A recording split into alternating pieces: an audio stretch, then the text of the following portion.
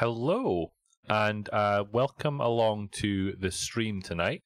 I just wanted to start by saying thank you to Mattias, who you can see up in the top right-hand corner of the stream there. Mattias has joined me all the way from Sweden to join me on tonight's stream. Okay, just to introduce who Mattias is, for those of you who don't know, he also goes by the handle of DevLead on Twitter, on GitHub, on various other communication platforms. He is a member of the Cake team. He is an Azure MVP. And what else? What else are you, Mattias? I'm also a consultant in the Microsoft space. And I'm a father of two and husband of one. So. Beautiful. So thank you to everyone who's joining us in the chat room. Welcome along, and thank you for coming. The topic for tonight's stream is we are going to be talking about this thing that is the Cake Build website. So the Cake Build website is currently built. It's a static website. It is built using a system called YAM, which is created by another member of the Cake team, Dave Glick. And we use that to construct the website. So although I'm saying it's a static website, it's also a reasonably complicated static website. What I mean by that is if we jump over here into the add-in section, what we're listing out here are all of the community-driven or the Cake Build team member-driven add-ins that form the Cake ecosystem. So there's something like 250 odd add-ins at the minute. So what we are doing is we are every time the Cake website builds, is we are enumerating all of those add-ins, because one of the things that most add-in maintainers do is they provide XML documentation for those add-ins. So when you flip over to the API section of the website, you can actually go in here and look for something like Twitter. So here are the Twitter aliases. So those Twitter aliases, all of the documentation that you see here comes from the XML documentation that is shipped as part of the Cake Twitter add-in. So every time the website builds, we download all of those nupkegs from NuGet, and we extract the content, pull all of that into YAM, and generate the static website that you're seeing here today. So that entire process is quite lengthy, because you can imagine yourself that we're downloading 250 nupkegs from NuGet every time it happens. We're extracting things, we're putting it in the right place, and we're building all of that content. So it's a reasonably complicated website, but on the surface it looks quite simple, right? So the aim of tonight's stream is to get a better understanding in my head, because at the minute most of the website infrastructure is in I'm going the wrong way, is in Mattias's head. So I want to extract some of that knowledge so that the rest of the team has it. So I see Pascal's in the chat room as well. So Pascal is going to be listening as well to figure out how this thing works. And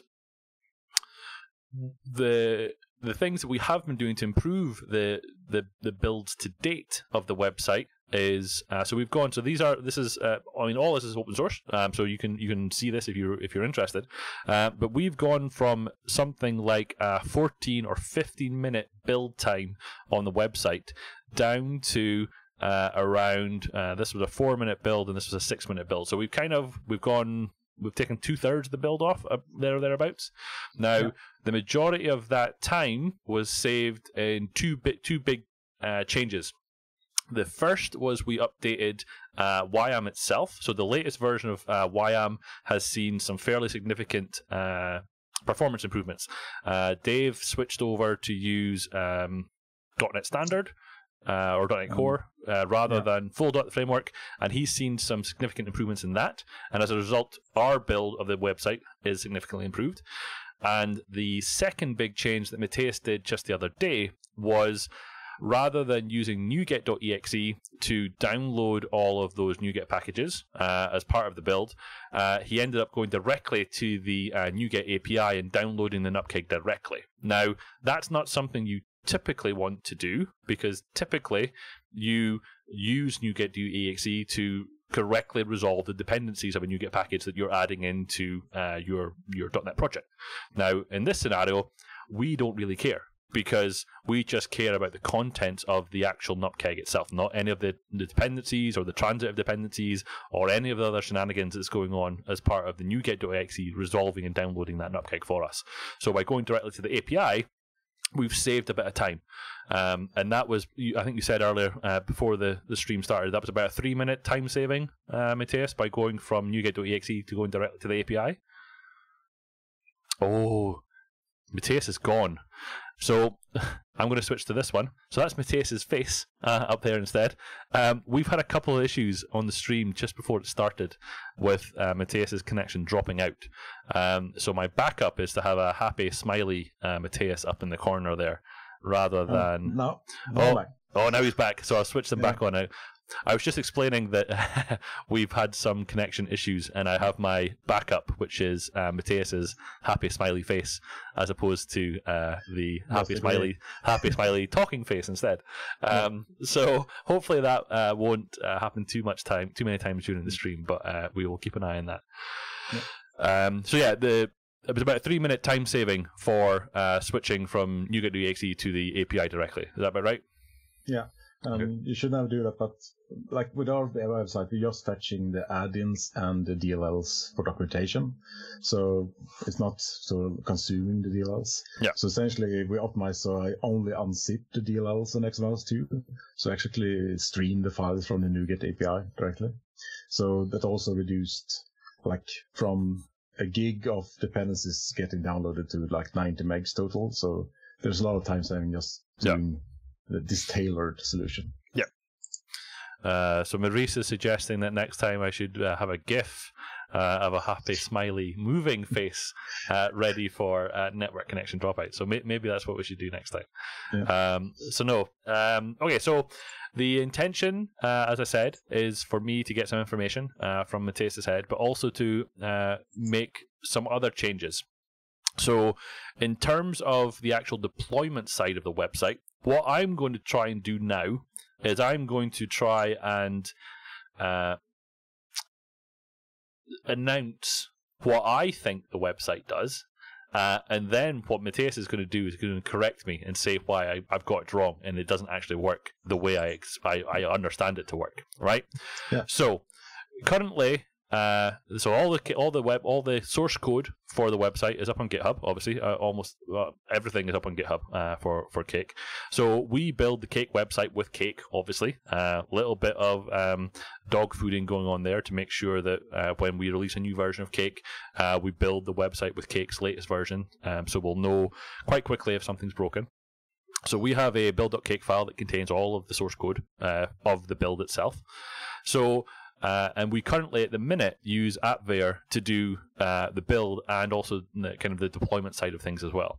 So in terms of infrastructure, we have the main Cake build website, which is this one that I'm showing here. But also, if we go over to here, we also have a develop.cakebuild.net.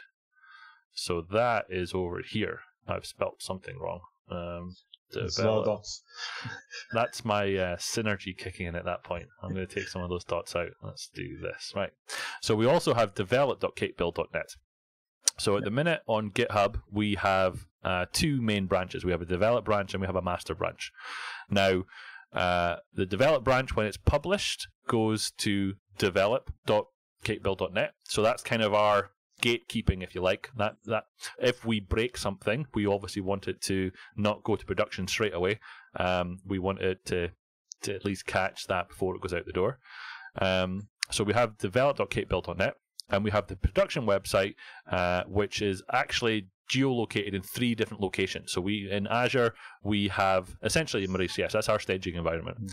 What? And now we're talking.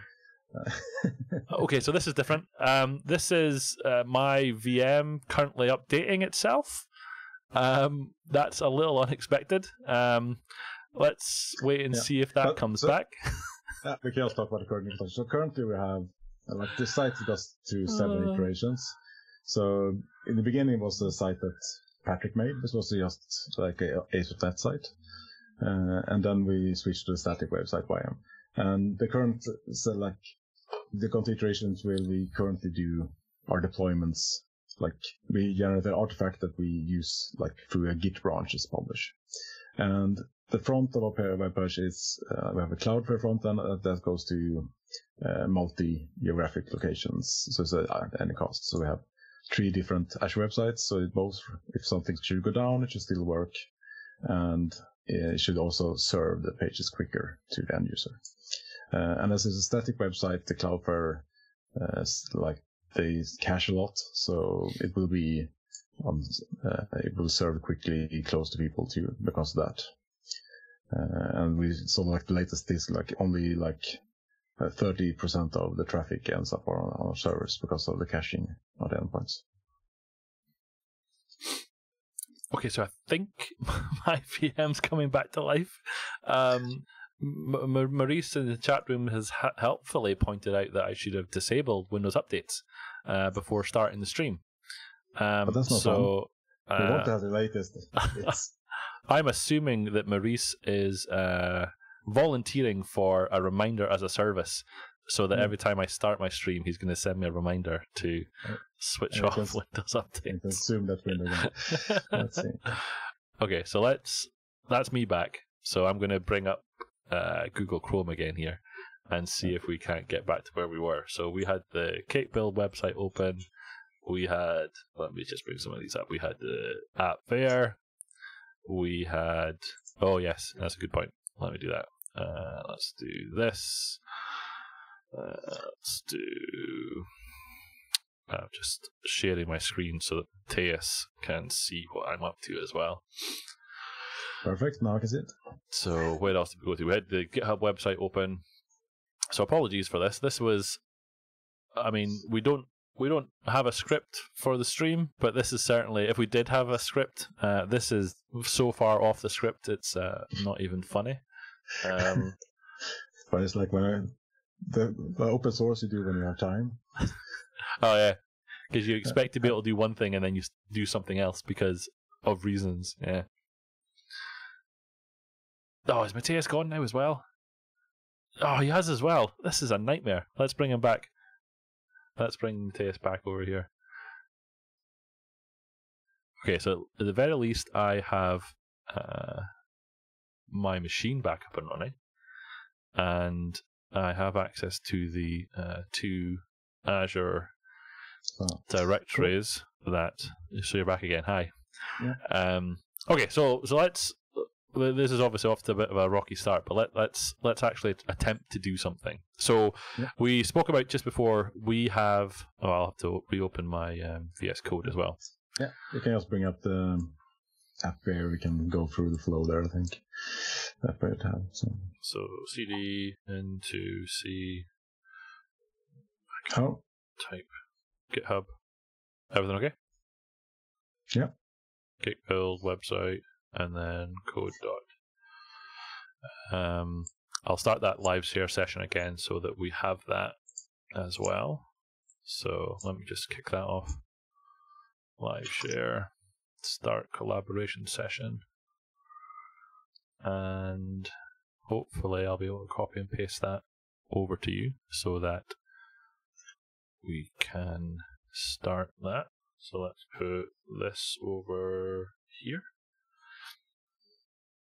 Okay, so you wanted me to open the AppVer tab to see the latest build? If you see on the end there, we can go through the current tasks. Yeah, okay.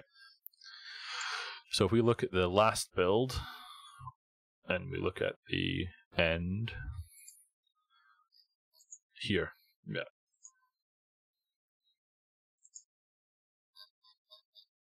Okay.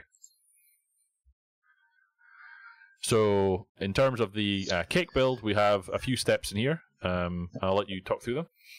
Yeah, so currently we have, we need to clean up our things before we go. So the documentation documents 2 parts. So it documents the whole cake API, and that's the get source part. and we essentially fetch the last release, GitHub release, and that's horrible. We unzip, and then we document all the add-ins. So we clean first, and then we get we have YAML files on that people can send pull requests to with their add-ins, and we get those specs with those there, and then we get the packages. So we fetch from NuGet all the add-in packages. When we have all this, we do the whole build part, and then we have a few, and then we copy a few files to this website, which are essentially, we have the bootstrapper and the package.config that we recommend each release. Mm-hmm. And when we copy all those files, we do a deploy, and the deploy essentially does clone out one of the publishing branches. If we are on the develop branch, we will get the publish development, and if we are on the master branch, we will get the publish develop branch. Yep. And then it essentially does a file copy of the output folder, does a git add of all the change files and commits them and pushes to that branch. Okay. And when that branch is pushed, essentially all the different Azure websites are hooked up to one of the publishing branches. It will notify change and pull those files. Okay. And that was all fine in the beginning, but now there's something like 30,000 files now, so it has increased. Yep. So the bulk part of publishing now is copying files. And what we will try to do today is, because deployment isn't done here afterwards, because you will have for the files, wait for the files to be copied to each deployment or each website. Mm-hmm. What we will do is we will change the deploy part here to essentially a zip, and so we will zip the output of the YAML build, mm-hmm. And then we will add essentially remove the deployment from this part and switch to do an Azure pipeline release. Because then we don't have to rebuild between development and master. Instead, we will promote if the development looks good, we will promote that to the next stage, which will be the release. And in the long run, essentially, we can remove all branches but master, because we will have a release pipeline. And also, the release pipeline will be something called zip deployment to Azure, and that's essentially where we just push the zip artifact to Azure website, and it will actually not copy the files. It will mount the zip as a read-only file system, mm-hmm. and that will also increase the performance of the deployment, because it will just, the whole, do a git check pull from something and copy the files. All those steps we will strike over. So hopefully it will be a lot quicker when we're done.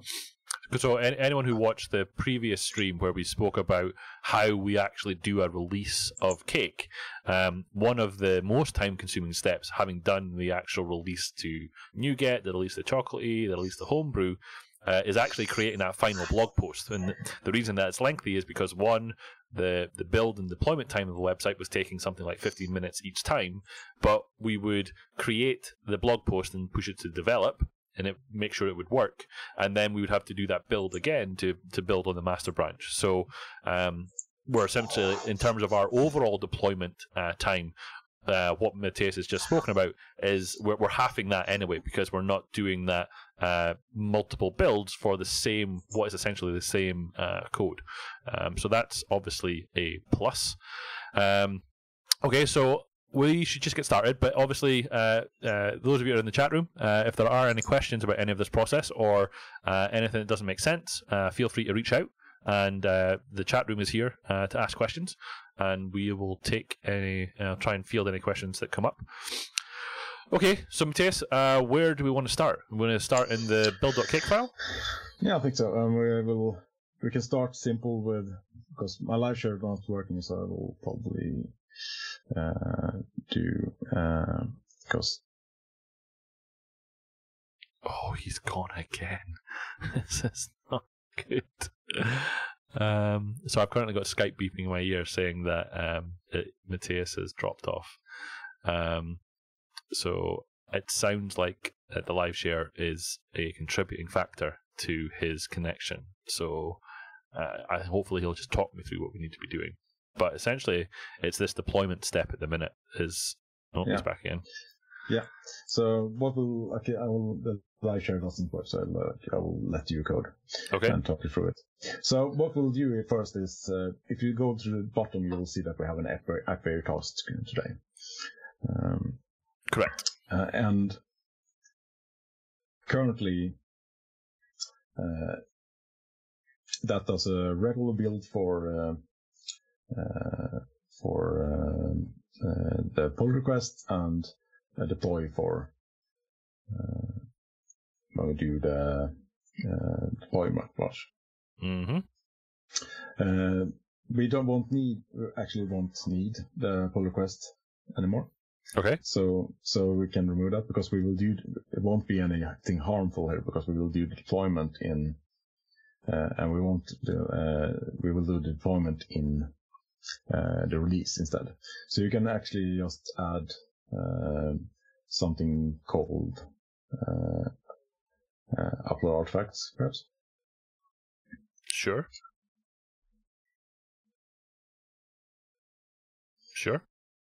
Yeah. So, and some kind of semicolon at the end of that. Oh man, yeah, that would be good, wouldn't it? It is C# we're coding in after all. Let's do this. Yeah. So then we need an upload artifacts task. So you can just create something. Yeah.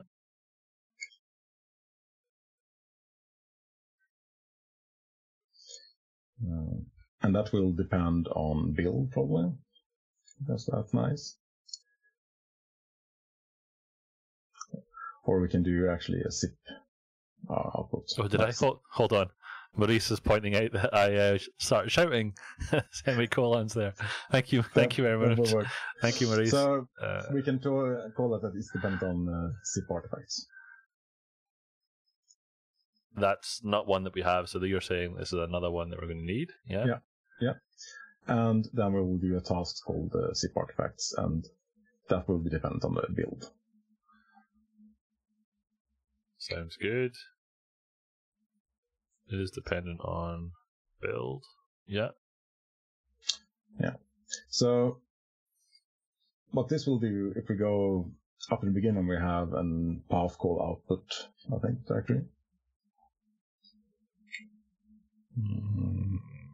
Output path, yeah. Yeah. So that we'll need. Actually, we shouldn't depend on build it, but we should depend on, or we need one more dependency. That's the copy bootstrappers. So you can have that dependency too. This here on this one. Yeah. Is dependent on what do you think the name was? Sorry. So it's called the copy bootstrapper download. Oh, this one here.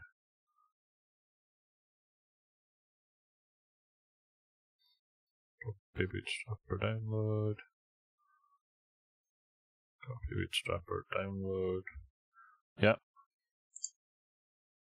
Yeah. So then we want to zip this. So we have in Kickbill, we can just go to the documentation for that. Okay. So if you go to reference and compression, you can see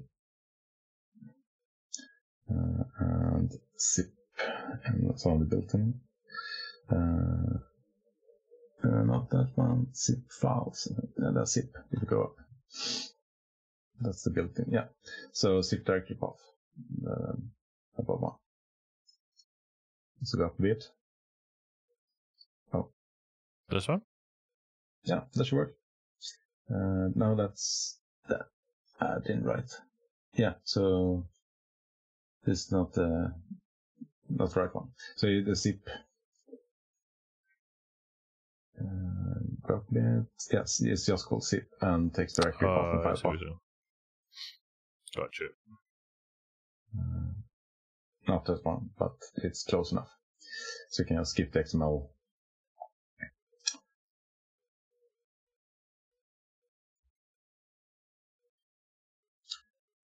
So that will be the output path.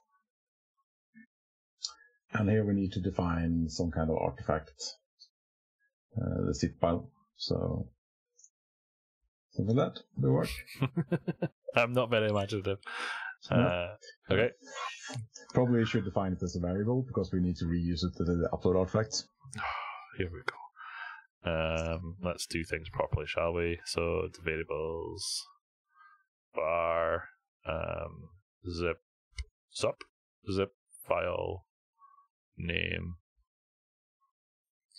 is going to be output.zip. Yeah. Yeah. And then I was in here. Well, maybe. Zip file name. Maurice is suggesting website.zip. We can change it now if we want to. Yeah. We put it in one place. It's a variable now. So yeah. And now the fun part, because Cake has a concept of build system providers. And here we want to use the Azure Pipelines. But because it's been renamed, it's an alias called it's TF build in. So you can go to documentation, you can see there, you can copy. You could journal intelligence, but where's the fun in that? So there's the TF build provider. TF build provider, yeah. So if we can just, I think if you click the "is running on" this, you can see some sample code there. All right, no, they haven't added. Oh, it's obsolete. Oh, because they renamed. Did they not standardize on TFS now? Yeah. No. Please use TFS build. Oh, it is running on Azure Pipelines, look. So there has been some naming went on. Yeah. So this one. Oh, not supposed to. Name. Cool. Well, it's no song. There's something to do for people to do, but we saw there was TF build provider was the name, and it has a property called commands. It does. TF build provider dot commands. And there we will have. It's perfect for people to send pull requests here because we missed some sample code. And this has an upload artifact, which is essentially if you go to upload artifact, there are file path, the above one. Yeah. No. Okay. So that's not it. No? No, I don't know. I'll follow it up. We will try that. We'll call something. So it will be TF build provider.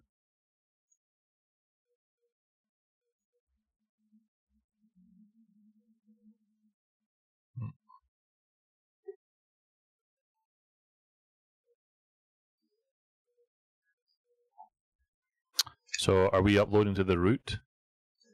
I'm guessing this is just the artifact name. I haven't tried it before, so this will be fun.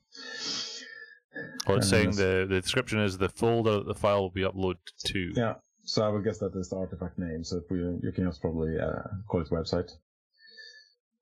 Oh. As in, you want what we were using before? There's a no. No, it's a string first. So probably website and then the zip file. We will see.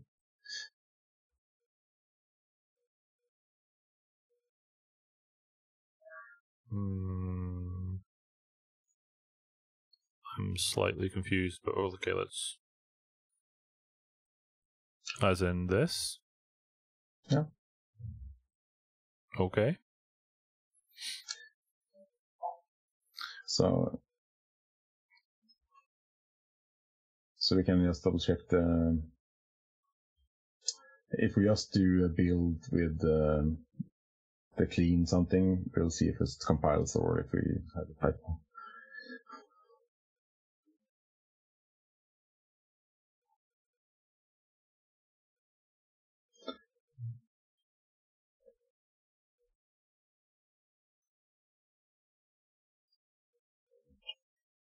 Don't know if that exists, but there will be a type compiler. I thought it was called clean, was it not? Probably. I thought it was. Let's go back over here. Oh, it's clean source. Never mind. That does matter. It's downloading the SDK, so I don't have it on this machine. Yeah. So in terms of the TF build provider,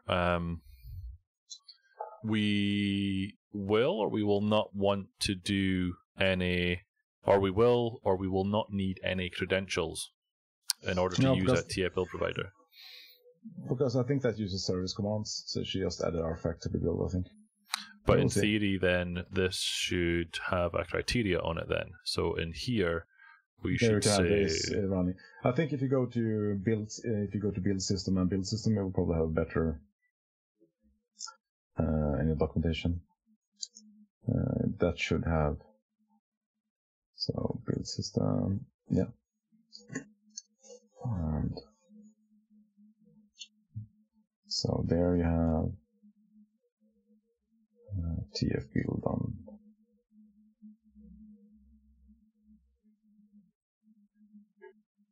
Yeah. No.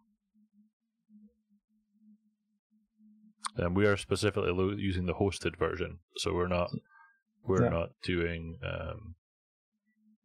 any sort of our own build agent. Yeah.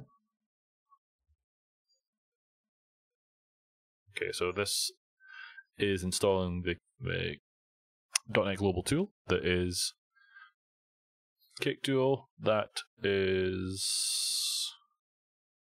an object reference required. I think we're having a typo, but we can use the build. If you go back to the build system, you can see what the private name was. It's probably TF build, not TF build private. If you just go to, it's a level up. So if you go to the build system. Oh, I see what you're saying.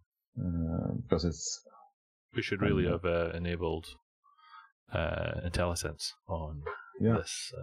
So if you go to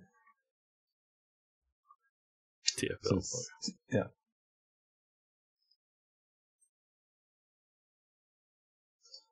Now we're all defensive, so now it should break quickly.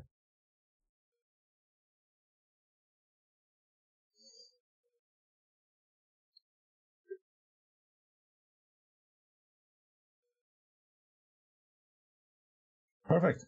Beautiful. It compiles. The compile works, but we can now add it to. So if we go to Azure DevOps. Azure DevOps. Yes. This is Azure, the portal, but Azure DevOps. We should. How do I get there? What's so it's dev.azure.com. Dev.azure.com. Yeah. / cake build. Dev.azure.com / cake -build or cake build? I think it's hyphen, yeah. Okay. See. Sign into my account. Sure. Yeah. Oh. I'm not authorized to use that one. Let's see who is. Well, I'm guessing you are. Let's see. If we go to.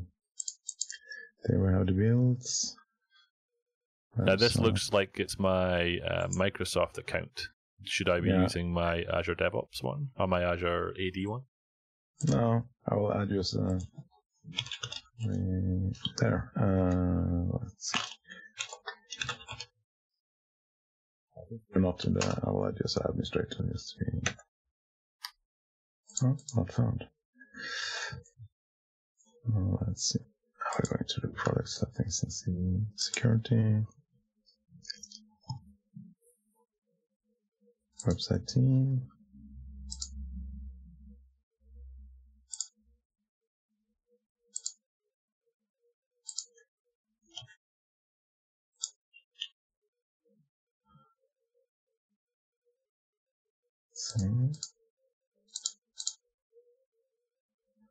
So, if we try now. Sure. Oh, there we go. Okay. Oh, there we go. So, website. Website. Mm-hmm. And here we currently have so go down to pipelines. Mm-hmm. And currently here's our pipeline for, and this is not using the YAML build pipeline, so you can just hit edit and you get the visual designer in the upper right corner. Mm-hmm. So this currently builds on it, but we will only focus on the Windows build. And you go to the PowerShell step there. And here we will add an argument with the new, no, not there, that's the script path. So the next text box. There we will add the new target that was Azure DevOps, or what do we call it? Pipelines. I don't remember. We called it Azure DevOps. Perfect. I gave it its full name, its correct name. Look at that. Yeah. Okay. So, and you can actually just save and queue it. So then we can see if it works or not. Well, I haven't pushed that changes yet. So okay, then we'll push it first. Let's do. So this was a build, adding new tasks for. You can actually, before you push it, save it, so you can actually save it while queuing. So then we'll run new definition. So go back to the browser, and just if you put the arrow down, you can just save it. So then we'll use the new definition next time. You can just save. I know. Specific target. Here we go. Yeah. Okay. So we're adding new tasks for building on Azure. Yeah. I'm going to save that. And then am I going to push it? Git push upstream. No, which branch am I on? I should check that. I think I'm on the right branch. Yes, we are. So git push upstream. We'll get there in the end. Yeah. So I go to build now? Yeah, it should queue up in there. Okay. So let's see. There we go. No, I saw something. One new build. Yeah. So okay. Click on it. So exciting. Yeah. So click on the Windows job. Mm-hmm.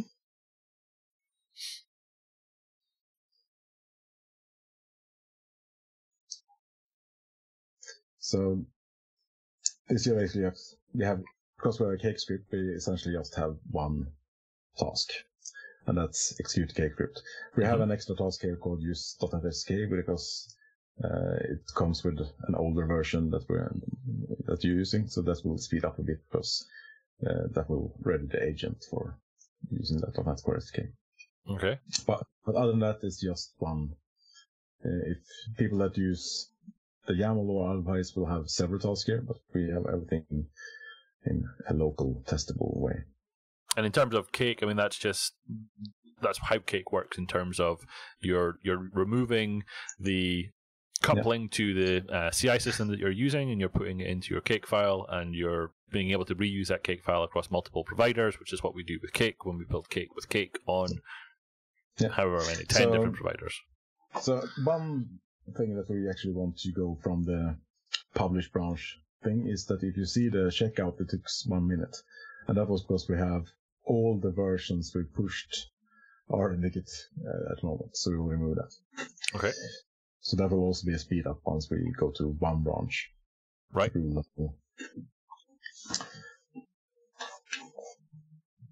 And we should point out as well that if we go over to AppVeyor, then it should probably be building the website as well right now, because we've done a commit onto that develop branch, so we'll see it also running that commit.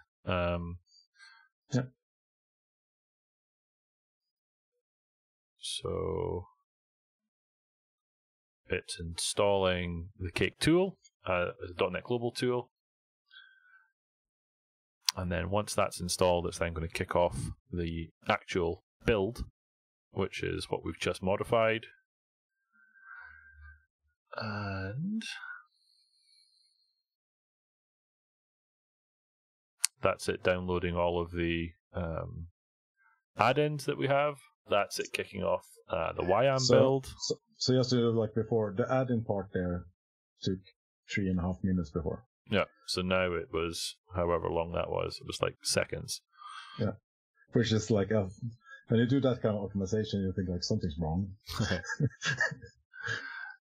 But if we go back to where we were in terms of the previous build and how long it took, I think the YAM portion of it was still taking in the order of 3 minutes, which is this one. So yeah, this step is still taking about 3 minutes, but compared to what it was, that's still a significant improvement. So while this is happening, what we're expecting to happen is that after the YAM portion is completed, we will be running the zip artifact task, which is going to zip up the output folder into a thing called output.zip, and then that is then going to be uploaded to Azure DevOps. So where will we see that? So is there an artifacts tab here, or what? Yeah, when it's done, well, it will be an artifact on that step, so you can see that.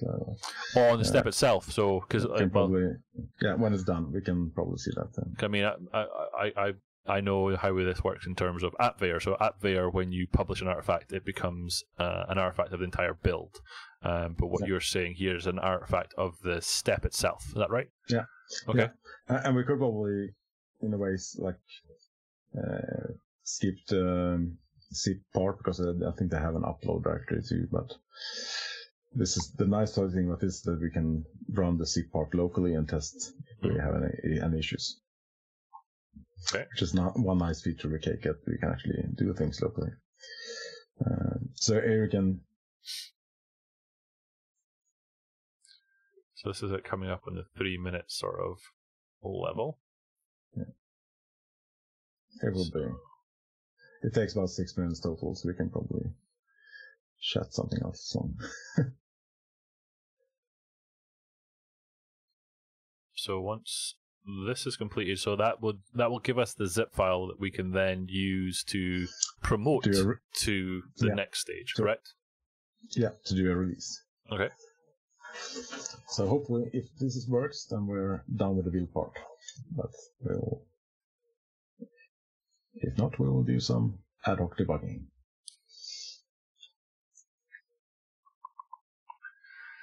And it's at the portion that, so this render API section is the part that's pulling kind of the guts of the website. Yeah. So it's generating a bunch of, is it Mermaid that's used to do the documents and things? Yeah, so we have all Dave has done a fantastic job with this. So this is Mermaid doing a whole object graph things. Yeah. He also, and then he has done all the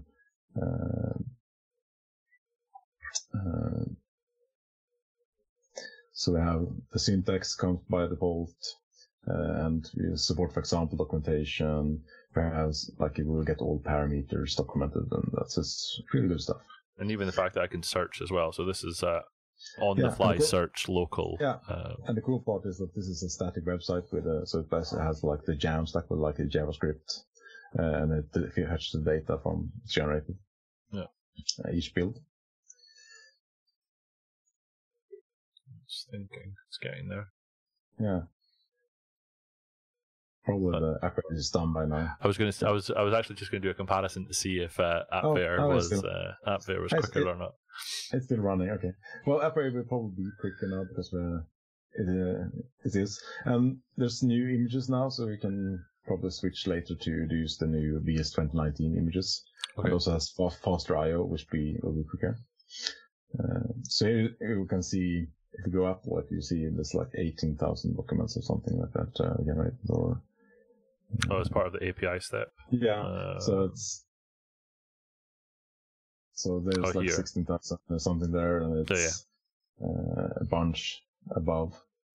So there's like 40,000 documents or something. Yeah. Total, which isn't like a normal YAM site. I think most people don't have this much documentation.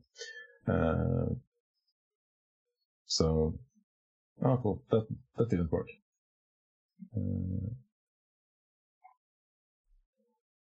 So let's see what it said. Does it fail with the service command? Please reference documentation. Artifact name is required. Oh. So upload artifact, unable to process command, blah blah blah, output.zip, successfully.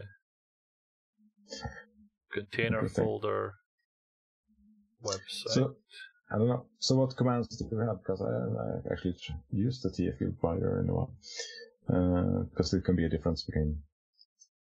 if we go back to documentation and see what do we have there.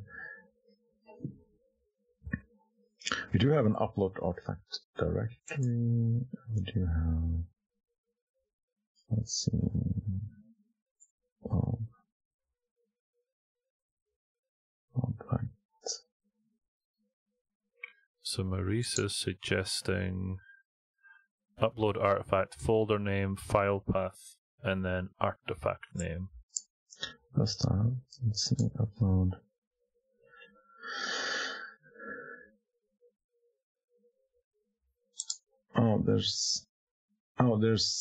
With a name. So it is, and you can add artifact name, comma. So it's probably, so you can just call it, website there, comma website. There's an overload. So it could be a difference between on-prem TFS and hosted. So just call it website there again.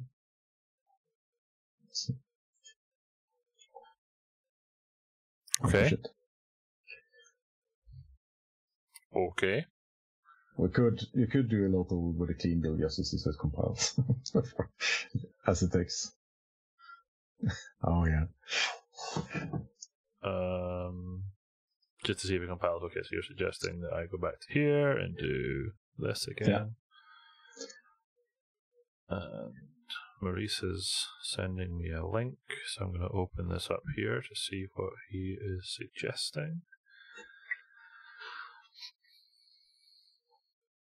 Yeah, that's the one we're using now. Yeah. So thank you, Maurice, for that link. That build there worked. On the fly debugging, sure. And then let's push this as well. Okay. So we need that to, that's going to kick off another build, obviously. Yeah. So that's not going to be this one anymore. We're going to go back to builds. And we're going to see another one. And then in there, we're going to kick on the Windows job. And we'll see that run through. Okay. So is there anything that we can be doing for the next 6 minutes? Or thereabouts? Yeah, so we will... we can go to the Azure portal now, so we can just go to our develop site. This one here, Cake Build Develop. Let's see Yeah. if we can zoom in a little bit here. Cake Build Develop, this one. Yeah. So this is where we want to deploy. So that's just an Azure website. Mm-hmm. And my idea, which I haven't tested now, but will be fun to see if we can do, is if we can go back to the command line and create a new cake file called deploy.cake. Sure. Or something like that. We can see, or deploy.cake, yes. And here we will be using. So I've created a couple of add-ins, and one of those we are using in the build.cake is called Cake Kudu. We're just using that currently to copy files. Here we use an add-in called Cake Kudu client, actually. And the 08 version, yeah. Yeah, perfect. And the KQ client is an add-in that instead, like the Kudu is you'd run, because Kudu is the engine behind Azure websites, which monitors and handles deployment and stuff like that. Mm-hmm. And the Kudu runs is used to if you're running code on the actual deployment. So you can actually run cake build scripts on an Azure website. Mm-hmm. The Kudu client talks to an Azure website. So you can do all kind of APIs. So if we go to the cake build side again, we can go to the add-in. I can see some sample code there. So Kudu client, yeah.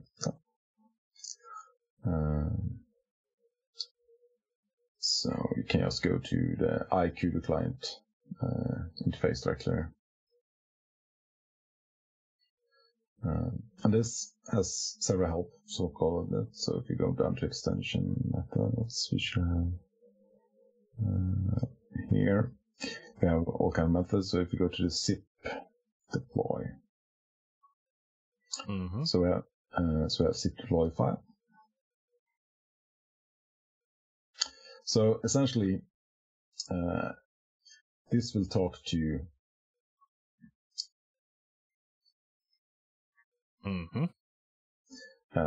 to an CUDA site.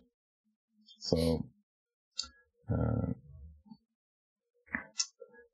what this does is you create a client with password, and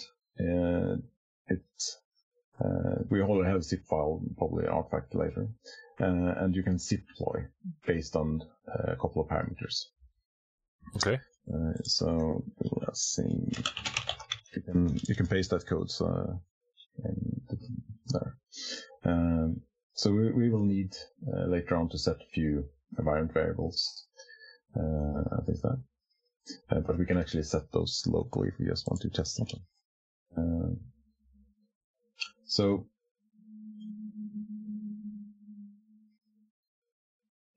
we don't need that because we already have a zip part, right? So you can remove that part. No, then we need a zip file, but not the directory path, and we don't need a zip. This is from the example code. Like that. So for fun, we could just run the build with, if you go to build cake, we had, what was the target name? So we can run the zip artifacts task locally, so we'll have something to test with.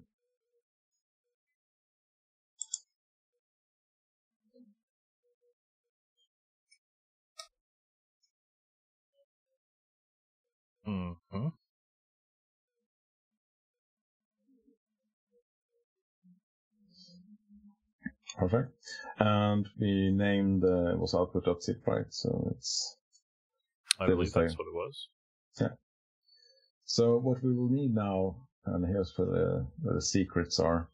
If you said deploy cake, we have a couple environment variables. Oh. Cool. Something running. I don't know. That's.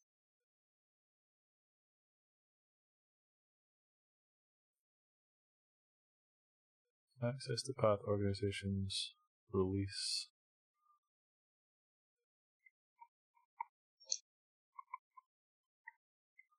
Oh, that was probably a GitHub rate limit thing, because we also have a couple of environment variables for using a GitHub username. So it was probably a GitHub rate limit, because now you don't have those variables.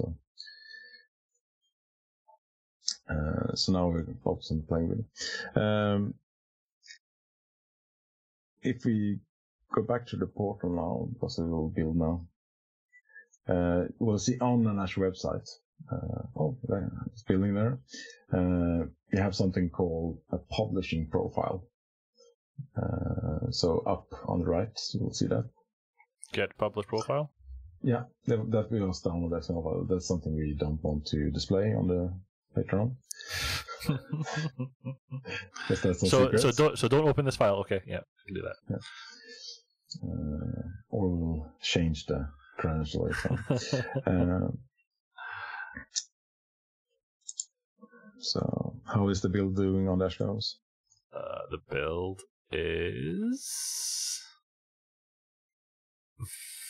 finished. Whoa. Okay, so it's uploading. It's uploading. Okay. So now you see upload right on the right corner. You see an artifacts. Oh, I see. Okay. Yep. So now we have a website drop. And if you click that, we will have Output.zip. Look at that. Yeah. So now, like the build, kind of is completed. We'll see if we affect it, but we can now go to the next step, which is release. So we'll have a release there. Okay. And we can just do a new release here. Okay, so in my head, so this is, you've got your typical build pipeline, which is what we've just stepped through. You could be using a YAML build definition, or you could be doing what we're doing, which is, or we're using a YAML definition, but we're doing a bunch of cake stuff in there. This is now the step above that. So once the build is happening, now we're talking about a release, it doing something else that's not part of the build as such.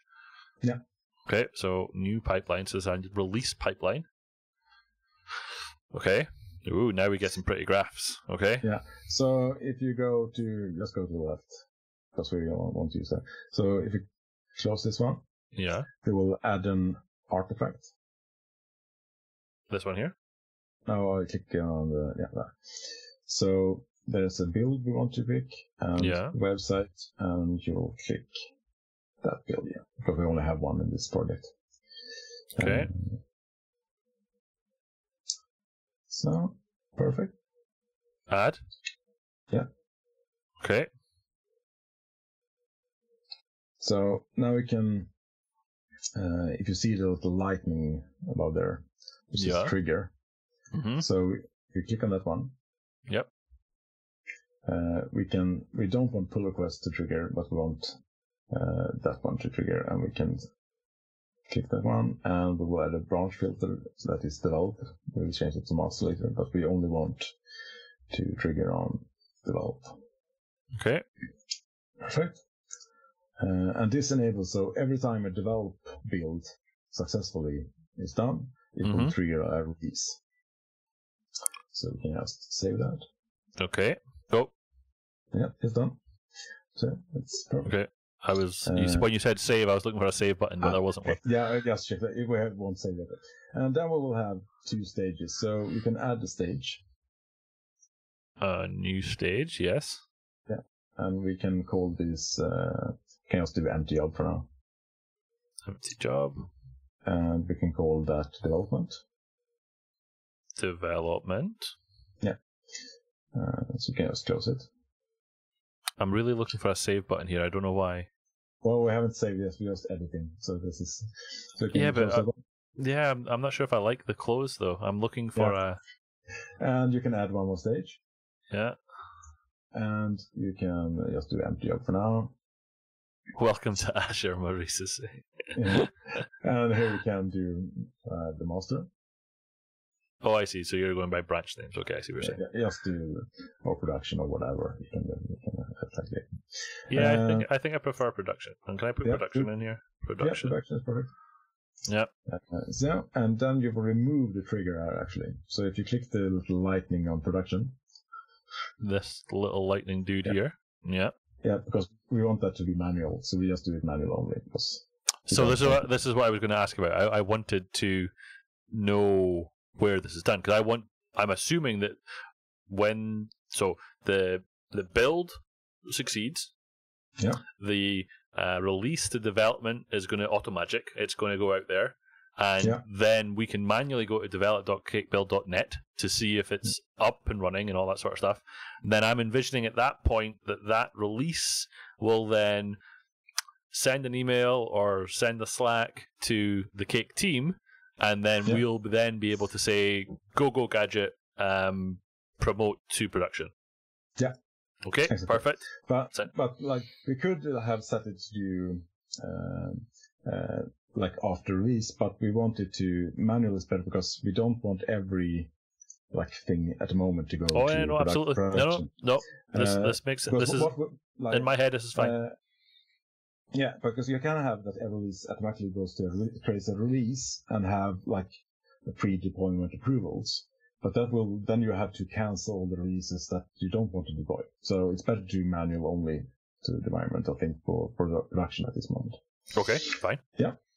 So I can close this? Yeah, you can close it. Okay. So at the moment it doesn't do much. So we can probably just do there. Yeah, you can just click on the development, click on the not the new stage, but no. Okay, well, I've got it now. Oh, okay. So click on the tasks there. You have the job tasks thing. Yeah. That's so unfortunate. Here we can do something.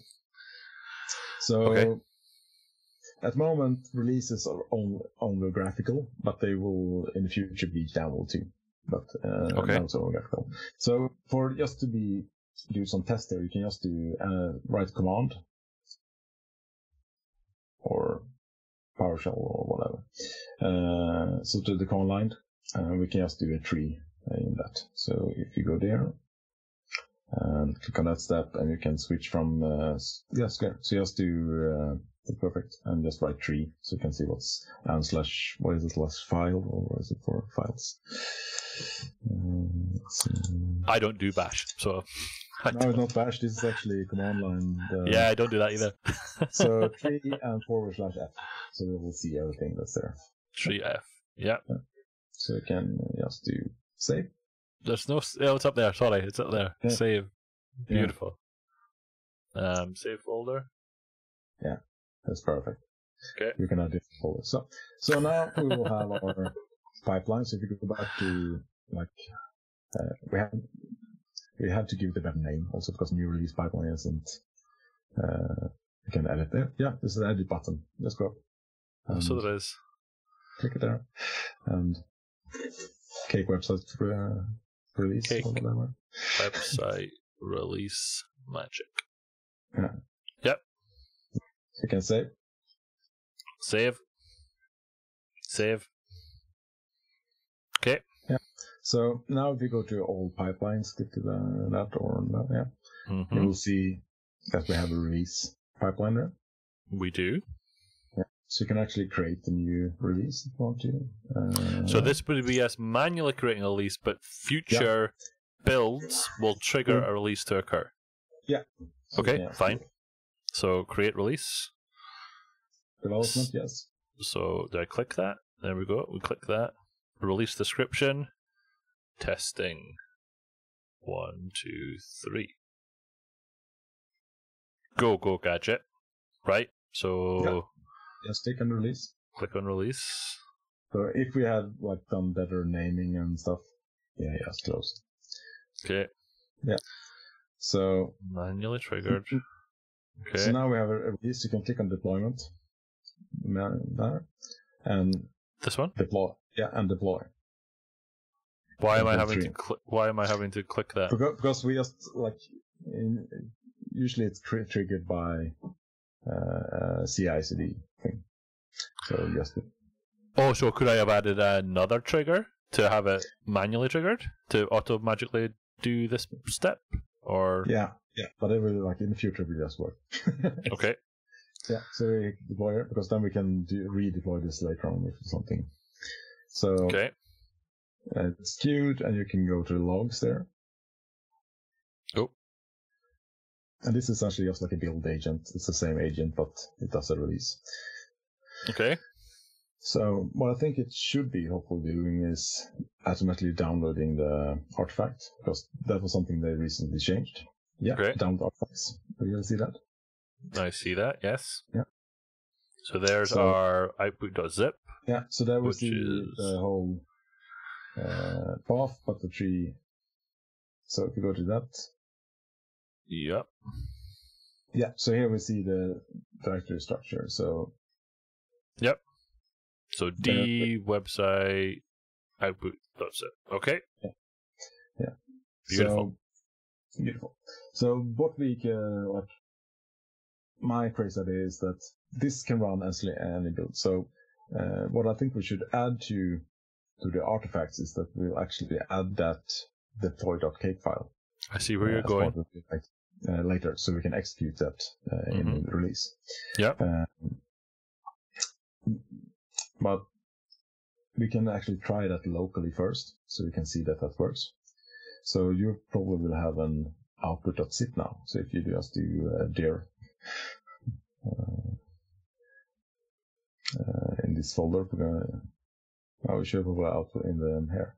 So output.zip or do it. No, the root. Oh, it did. Yeah, Yeah. yeah, there it is. So if you go in, if you just open a file, you should have the whole website, and it's like 100 megs. I just double clicked that. That maybe wasn't the best idea.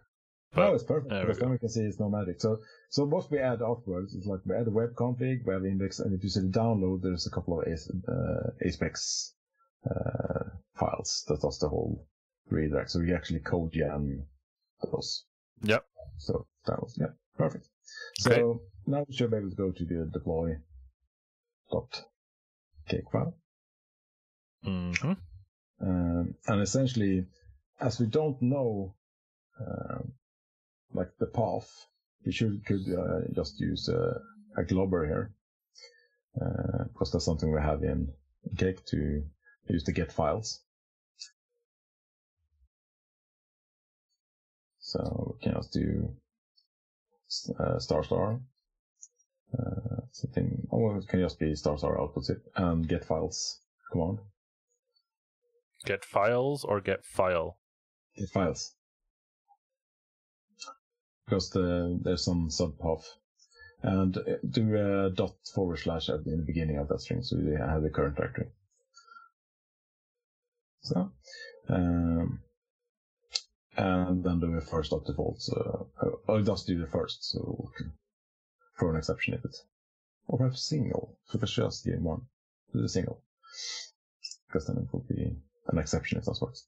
So we can try it. Oh, with a little I. Yeah, I just saw that just now. Hold up. Yeah. So now we can actually use the, if you go to this folder, and we will have, if you just do dir tools, we'll see that we have the .NET Cake shim there, right? Or just dir. Yeah. So just go to the parent folder. So if we do tools / .NET Cake,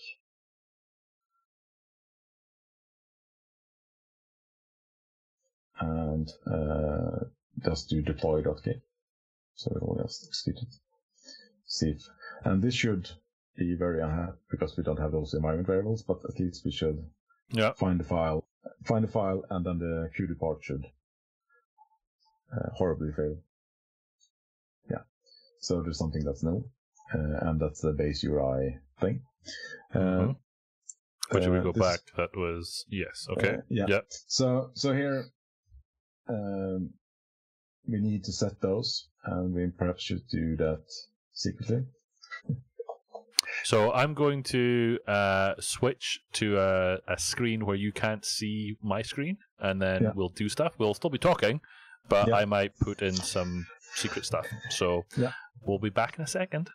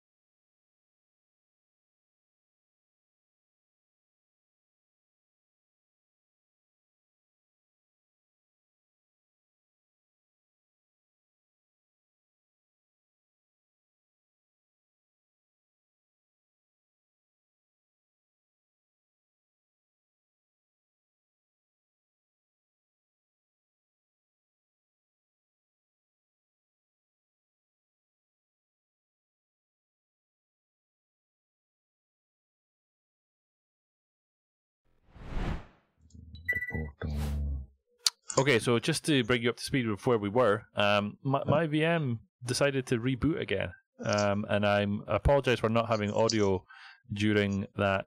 I had assumed that you would have audio still while I was in that Be Right Back session, but it looks like I haven't enabled that, so I'll have to take that under advisement for the next stream.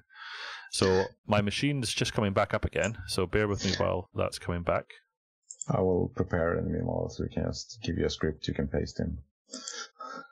So we can do a quick secret session. So let's see.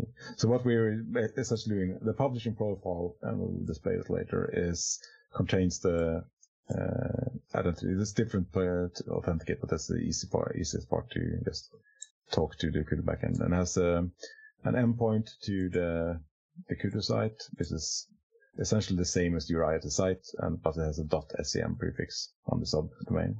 And it has a username and it has a password. So let's see if I there is. So we will create the masked example file, so we can do that later. Let's see if there's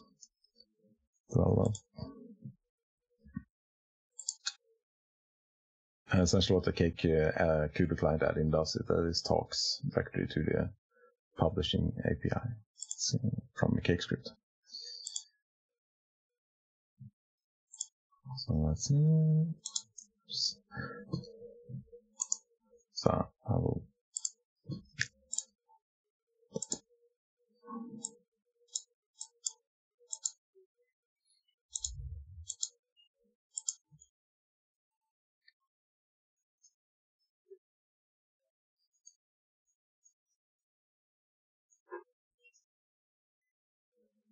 Let's see.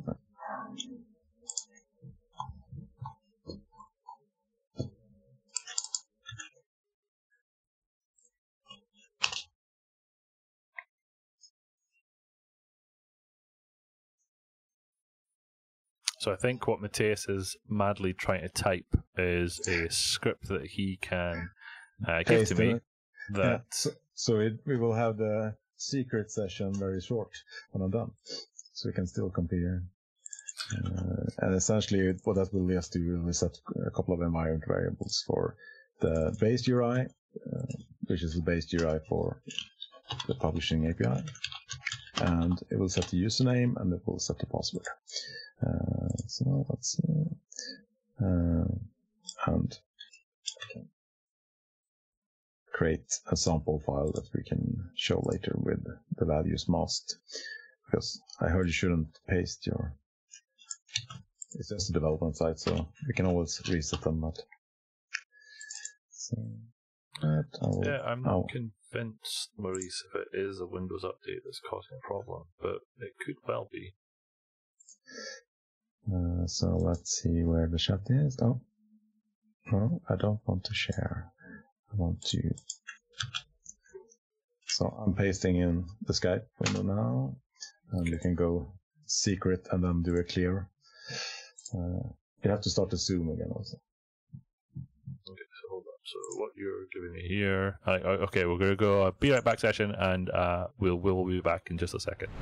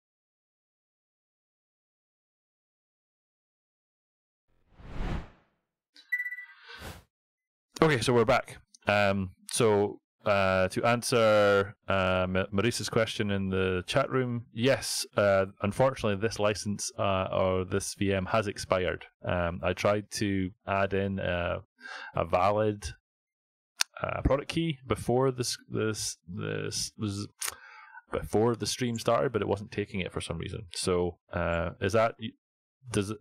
in my unlicensed state, are you saying it reboots itself every so often? And I don't know what this command is that you're telling me to run here. What does this do? I'm willing to trust you, but I'm also wanting to know what it is. So yeah, you didn't close the PowerShell now, right? What do you mean? Because we entered the variables there. So the PowerShell is still open. good. Yes, checking what you're doing. Oh, you haven't got a Zoom. Sorry. Yes. Oh, hold on. I do now. Oh, it's up now. So yeah, I got Zoom. So Maurice, help me out here. What do you mean? So you're saying yes, it does check the license and it reboots itself every so often. If so, come back to me in the chat room about that, and we will. Okay. So there's an error, Mattias. Yeah. Stream. That's interesting. Yeah. Oh, well. Do you think it wasn't able to find the? You think it wasn't able to find the zip file? No, it was actually deployed because so it got to the deploy, but it errored out. So see if the problem is now currently we have it hooked up to Git deployment. Mm-hmm. And so it could be that that's acting up. Okay. So we might be, let's see whether it is. So we might need to remove that. Let's see. Deployment center. They changed the name. I am in an Enterprise Eval edition. Windows is in notification mode, Maurice, if that helps. So, where do we have the...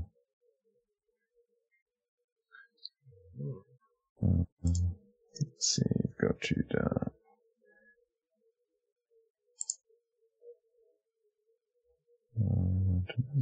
oh, there. Oh.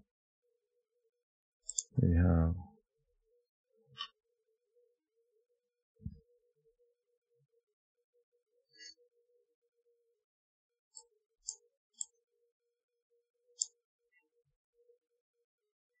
So what are you up to now? I just, so currently we have a Git repository hooked up to the development site. We now need to ask us. Center. Yeah, that shouldn't matter.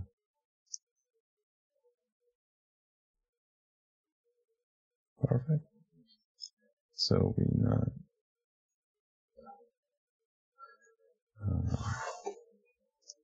So if you go to deployment slots, you will see that we have a deployment slot there.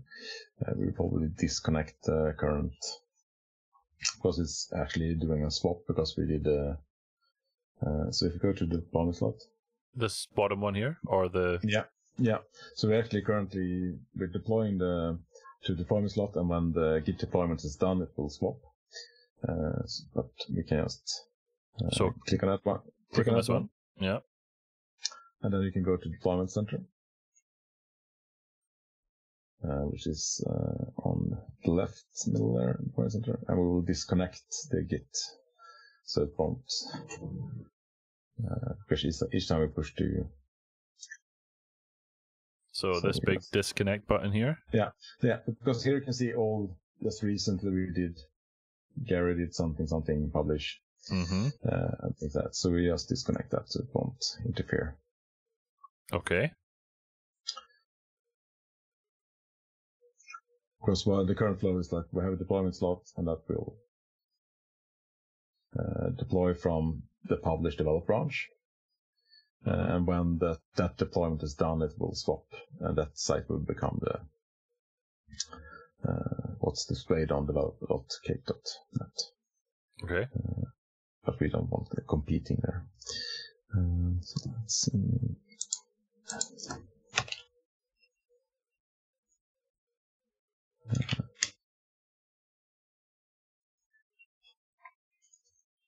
And what we also need to do, once that's done, we can go back to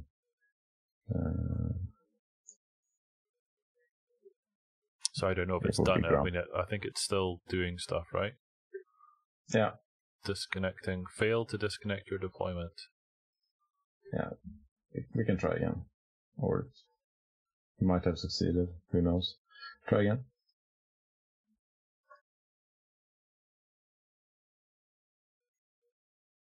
Yeah. Work that time. Success.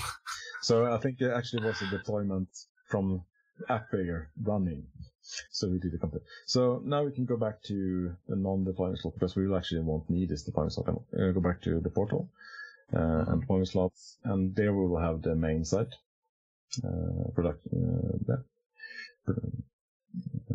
So okay, just go to App Services and we'll pick that one. Go to what, sorry? So App Services. This one over here? Yeah, and we will pick the development site. And this one? Yeah, and now we will add so if you go to App Settings here, we will add a new application settings. Yeah, and I can paste that in the chat so you can easily see. So now we'll add a new application setting here. If we go down, called website_run from package. I think I pasted that in the Zoom chat so you can just. So add new setting. And where did you pull this website run from package? Where did you pull that from? I'll paste it so you can take out information. And the value should be 1 here. It can be 1 or an URI. And this will tell this will tell Kudu to not unzip, but actually just run the website from the zip file. Okay. So that will. So I want this to be 1 or 0? 1. Okay. So this can be either 1, and that will be that we push into the Kudu API, or it can actually be a URI. So you can actually have a zip file, some like on a blob storage or something, and it will deploy from that. So okay. Yes, save. And then we will try to do that command again that we did. So back to the command line and run this again. Yeah. Okay.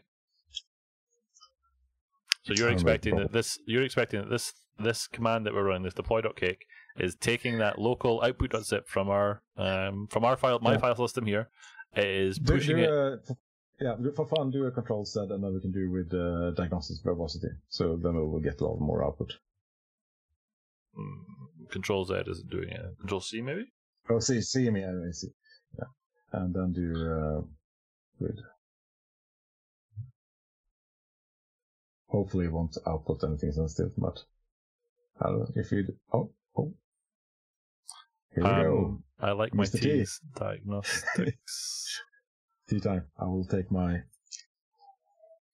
So it's taking that zip file. It's going to push it up to Azure, and that deployment slot that we've just removed is going to then accept that we are going to take that zip file, put it onto there, and then. So we won't be using the deployment slot anymore because we won't have that copy issue. So what we'll actually do is we'll push a new zip file, and if that zip file is successfully uploaded, it will actually do just mount the init pub. It didn't output much more. Okay, that's too good. Oh, paused. No, I deliberately paused it to see if I was paused. But it's not actually outputting anything. So let's see.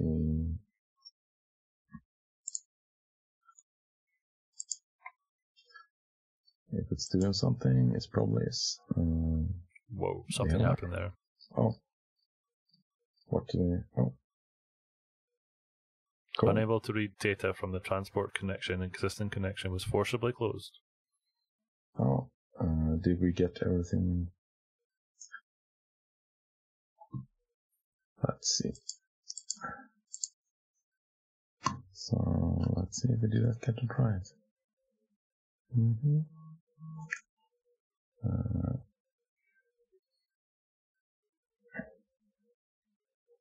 So what did I paste as the variable?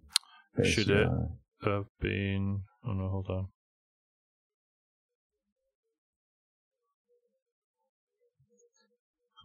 Let's see. If I got that right. First we're having. So that worked. Let's see if I go to this one. Let's see.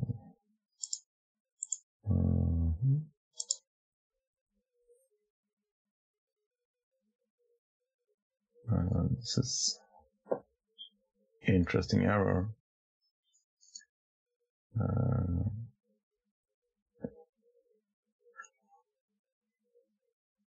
It's actually. Let's see if it works here.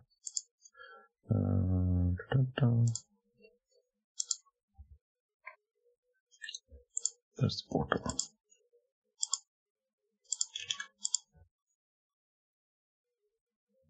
So can you talk through what you're currently trying, or? Yeah, the UI looks good. So it's actually like it could be an issue because it just does not file. Let's see what we can do. If you go to search there and you can just enter kudu.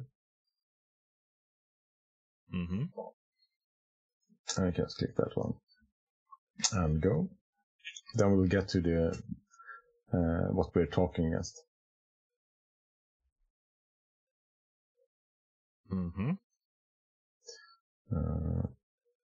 So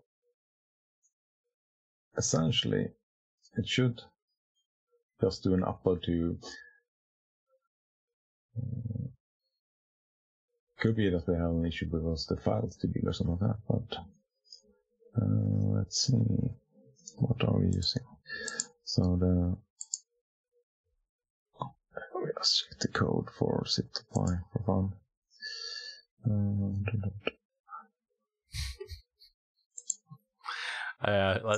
Let's hope it's not that, Maurice. That would be bad. Out of memory, yeah. It's just as an actually just a post stream, so it should, but it's forcibly closed. So let's see. No, Maurice is doing a callback to a current issue on the chocolate.org, where an embedded package sometimes causes an out of memory exception when it's trying to deal with a bigger file. Yeah, could be like cake size is like 100 megs, so it could be something interesting there. But let's see if this doesn't work. Then we'll just do release with a release because it has support for it. But it would be nice if it did. Let's see.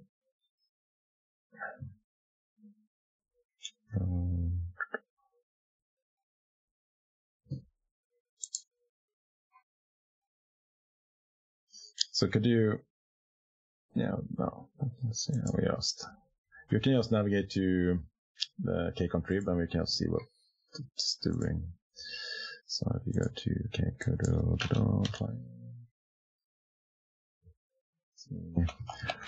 we're using the 08 release was released today, so we're on the bleeding edge. Let's see if I go to source.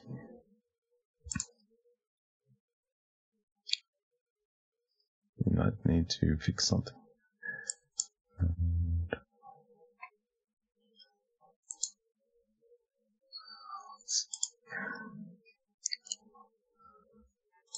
Zip deploy. So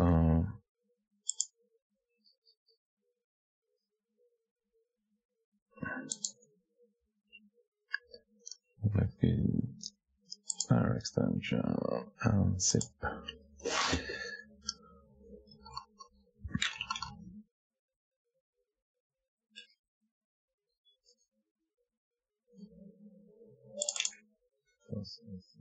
The stream, and that has to post stream.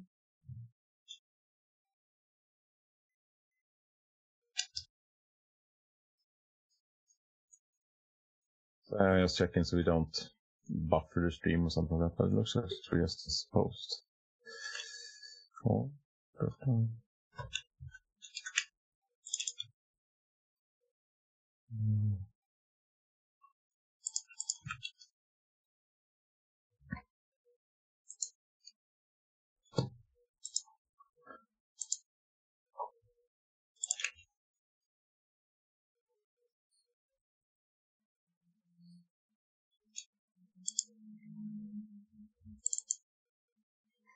so we do.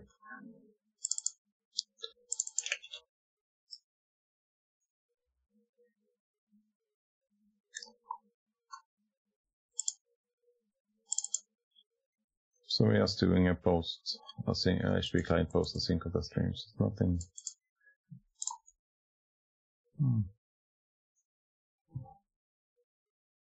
Interesting.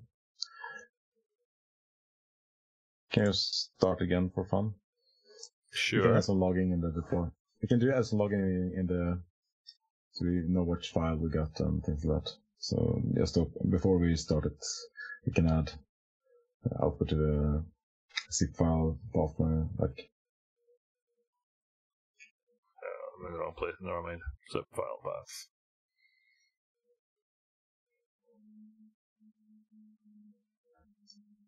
And then deploying. Yeah. You can see, so we get the correct. It takes a while to see things like it should get correct. Let's see. So we found that. That's great. Looks that way. Yeah.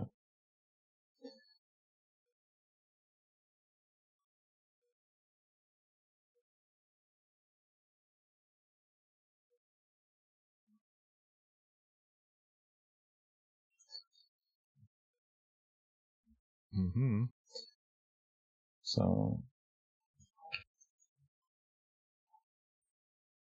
good. Oh.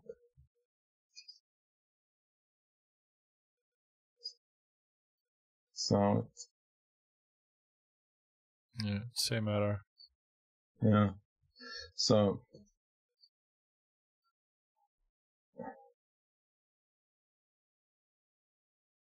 if we do, because this is a develop site, so we can just, if we do just rename the output zip to something else. Something else being what? Whatever. And we create a new one. What? Be more a little bit more specific. What are you asking me to do? So what we can do is, like, if we just go into output, or like if we do just create here an index HTML file and zip that.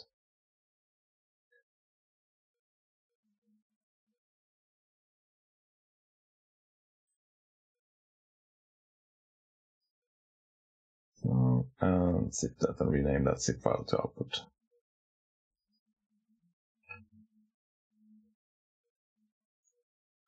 Oh, and run this.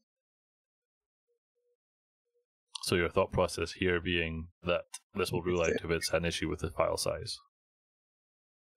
Yeah, if it's failed, yeah. So that's actually, because now we'll have an empty development.cake.net probably. If you search that one. Have you just broken the website, Mattias? Yeah, we have broken development. No. There's no we here. This was all you. Yeah. Yep. Looks kind of empty to me. Yeah. So it's actually an issue with the file size. Because, yeah. It is. Let's see.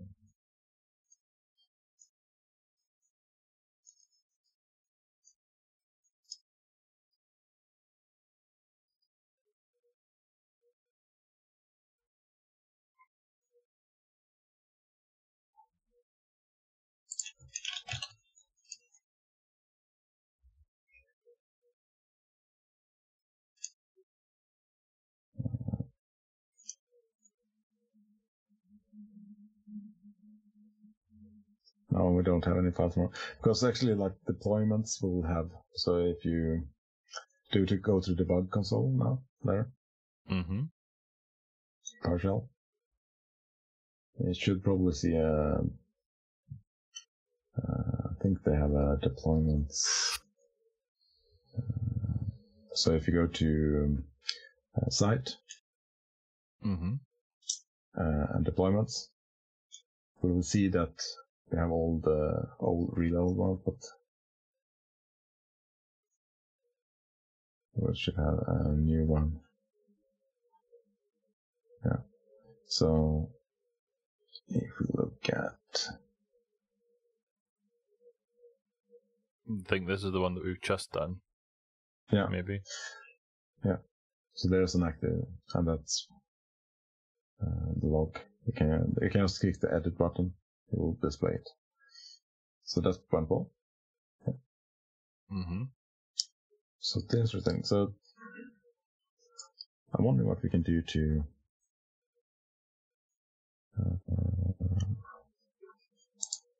Because this hasn't failed before, but I never sent up 100 meg, so it could be.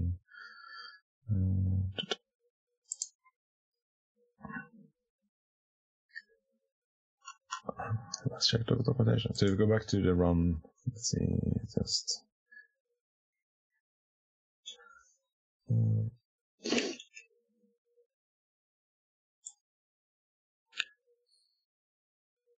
It is a post, so it just.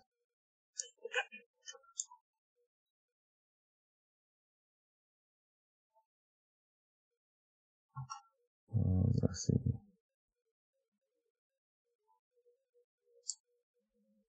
Yeah. Okay.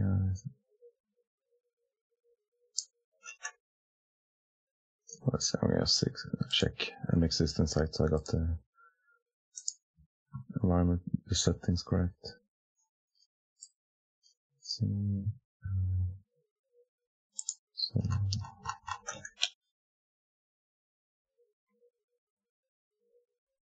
Let's see.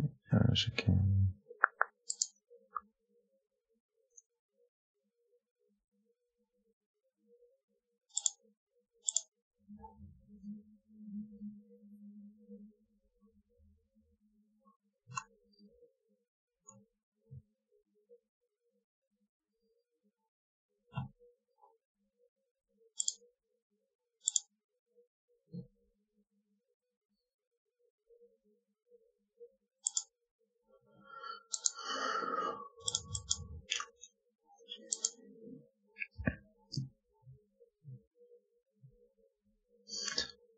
Our fallback is always like we can always try to.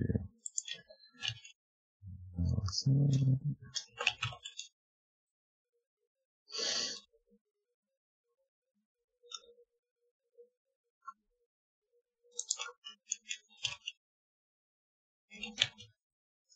Deploy to Azure using the release pipeline. That's more fun. We used to want to use cake scripts. Mm-hmm.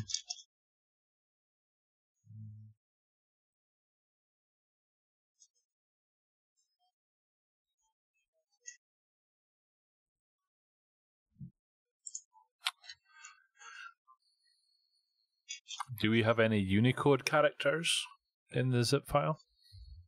We don't, because we just push it, so it shouldn't be. No, but there's a mention of issue with zip containing files that use Unicode characters in their name. We could check. I haven't checked the logs. So if you start it once again, so is it running? Start the deployment again. With the original output.zip? Yeah. So delete or stop using this one. Yeah. And rename this one back to output.zip. Yeah. And then run this again. Yeah. So we can.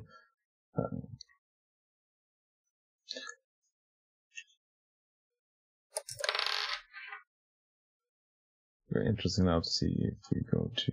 Let's see if we see anything in the portal.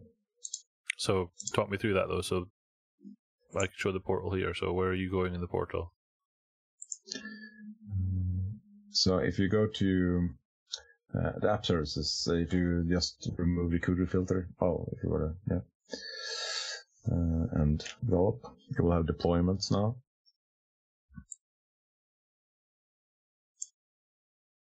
Deployment center. Mm-hmm.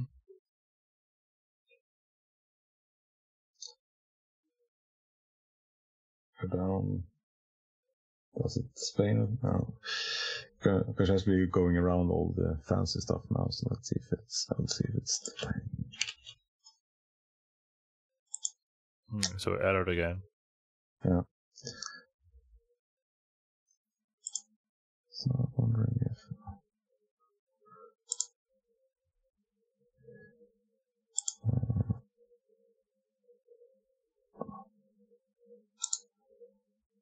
let's see. So if you go back to Kudu,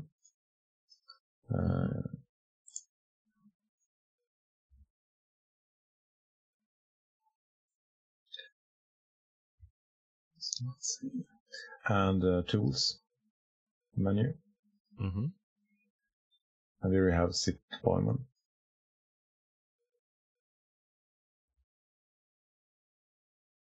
Mm-hmm. So there we see the one we did. Yep. But we don't see any logs for the other part. So that's where I would like to see if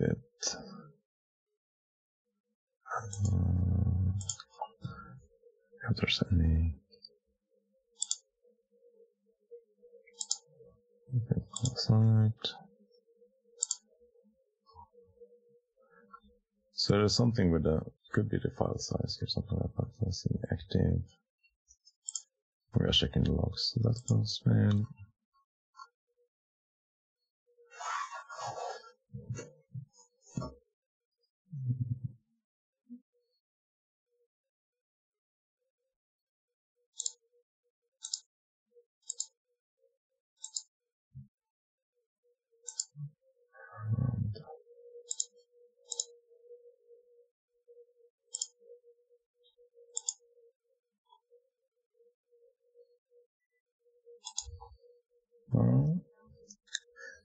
Might be that we have an issue with the deployment. Let's see if I can add.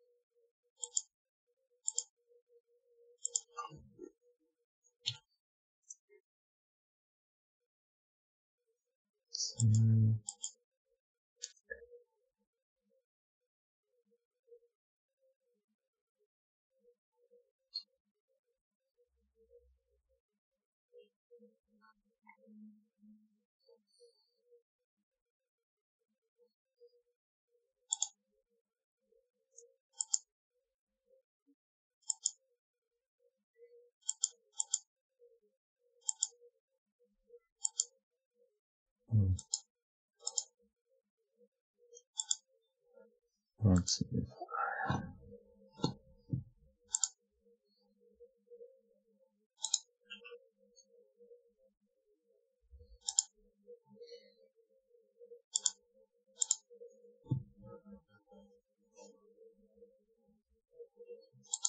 Let's see.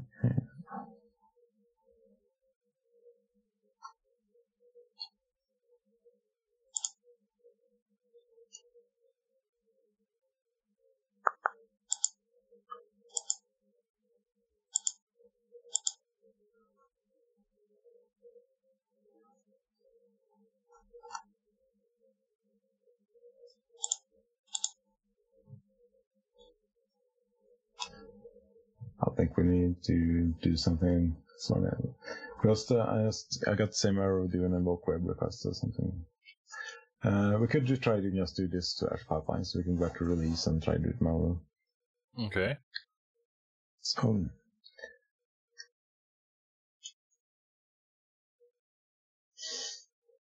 for now, so if we go to the website,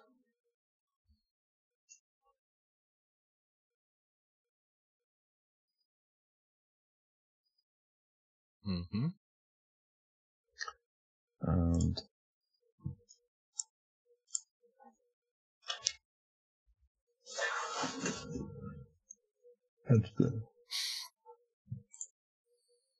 there, so the tasks there. So we can just do a regular there, and we can just do Azure App Service Deployment. This one? Yeah. And we can remove the command line thing. Oh, it can be there. Oh, yes. So here we probably need to manage it. Or, yeah, cool. So this is on my, yeah, so that's one. And, should I click authorize? Then, yeah. So this will set up a service connection in the pipeline. We can deploy that.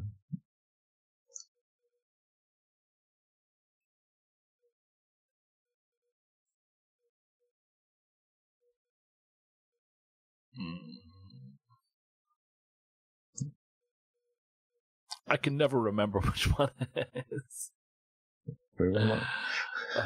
I think it's this. I think it's this one. Yeah. I think it's this one.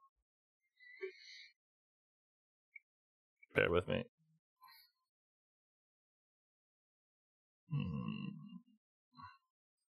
I think it's this one. I think. Sure.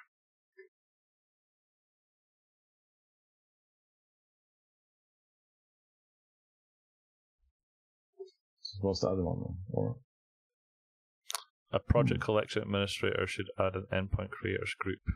Is that you? Am I administrator? I will check. If you are. If not, you will be. So if we're gonna. Oh, you are. But it could be that it's. Yeah. It's impossible to see if it's.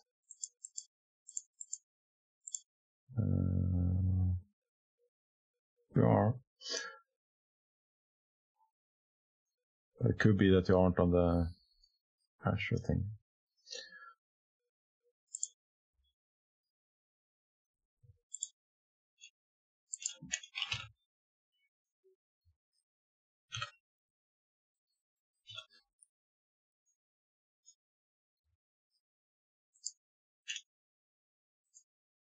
Wasn't that one? But go to, you can do this from okay, we can go back to project settings. Otherwise not. Because this is doing some kind of. Let me try one more. We've had some luck with just doing things again tonight, so let's. Yeah. Let's try it one more time.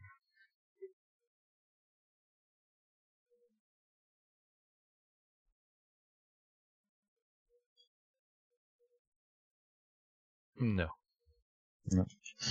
So I'm gonna see if. Can you click the authorize button once I save this build definition? No, but we can go to, if you go to product settings. Go to what now? Down in the bottom left on the side where product settings. Uh-huh. You can see, and it leave. And there we have something called service connections. So yes. Here we see that you actually are a product administrator, so it's something with Azure thing. And new service connection. And here we can have the Azure Resource Manager. This one? Yeah. Here, because here we can, yeah. So you have access. So you can just do kick, like. Oh. Yeah. Cake. ARM? Well, this is development, so you can do cake development. Let's see. I will see your access. It could be that you aren't. If you need more power on the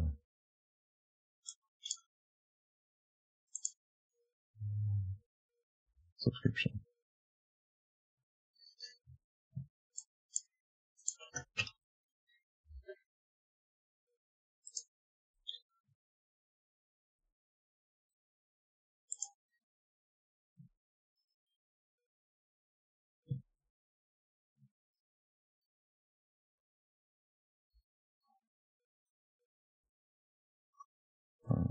Let's see, security. Cake build develop. Yeah. Okay. Could you pick it now? Does this work? Yep. Cool. So cake build develop. Okay. I do not have permissions since the service connections in project website. I don't think I've got permission. Yeah, so I will see the Azure subscription, so it's something like that. Check access, Gary.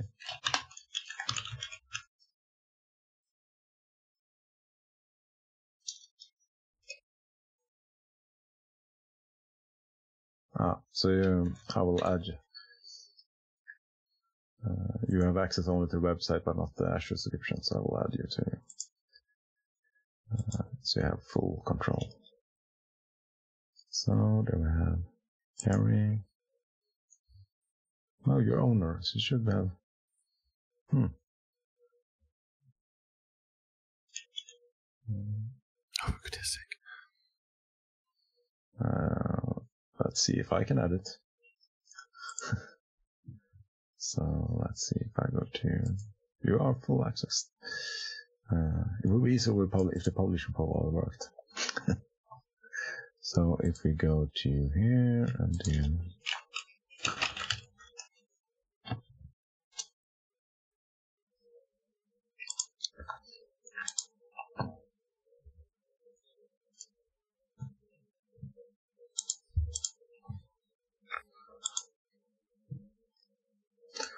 Let's see.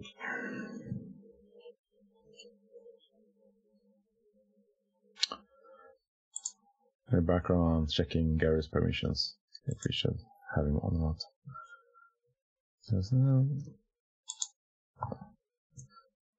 So full.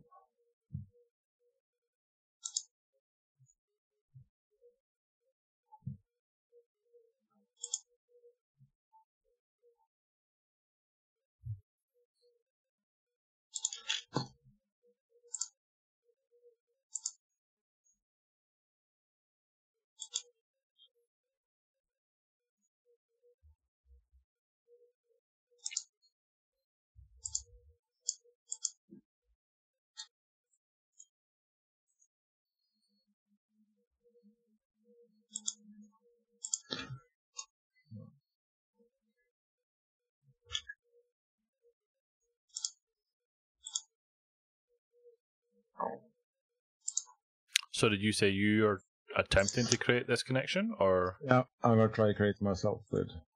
Okay. See if that will work. I just need to sign in with my KPL account.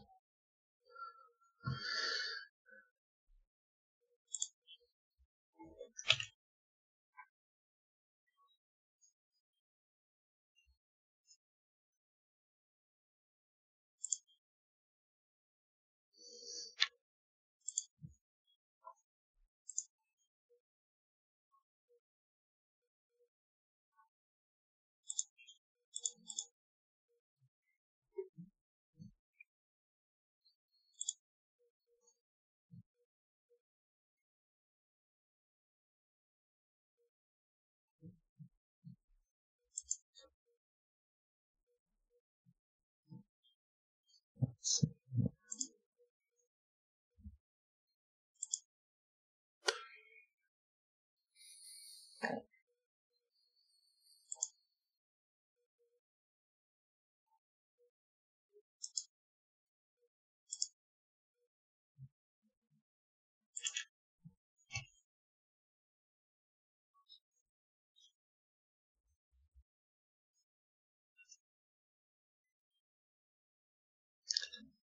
So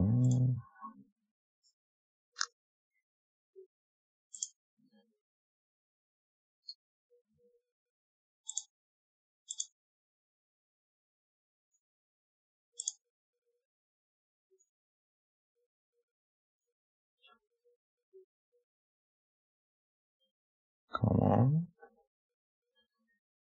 It's adding, hopefully. Let's see.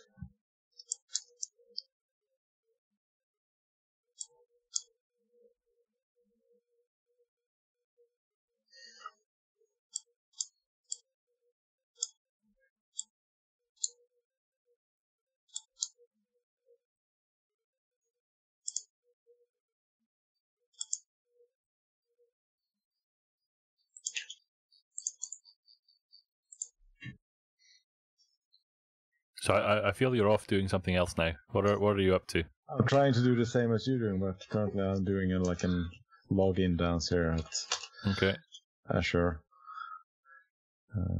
So I don't log in with my. So now it's and correct. Because our accounts are old, so we have both the MS accounts and the Active Directory accounts, which confuses it. Oh, no, it's.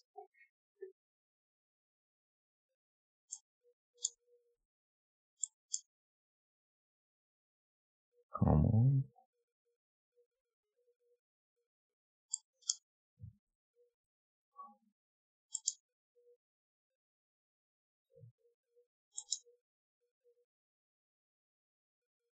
Let's try that. Let's see.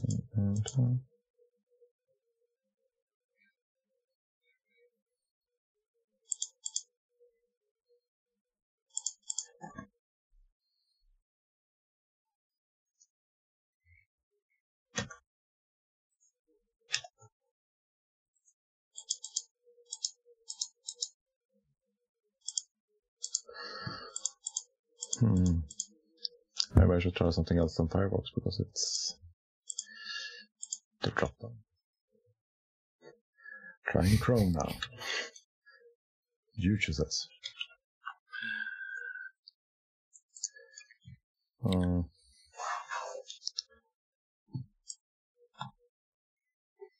So, just to recap what we've done this evening so far, we've successfully made the develop.cakebuild.net completely empty.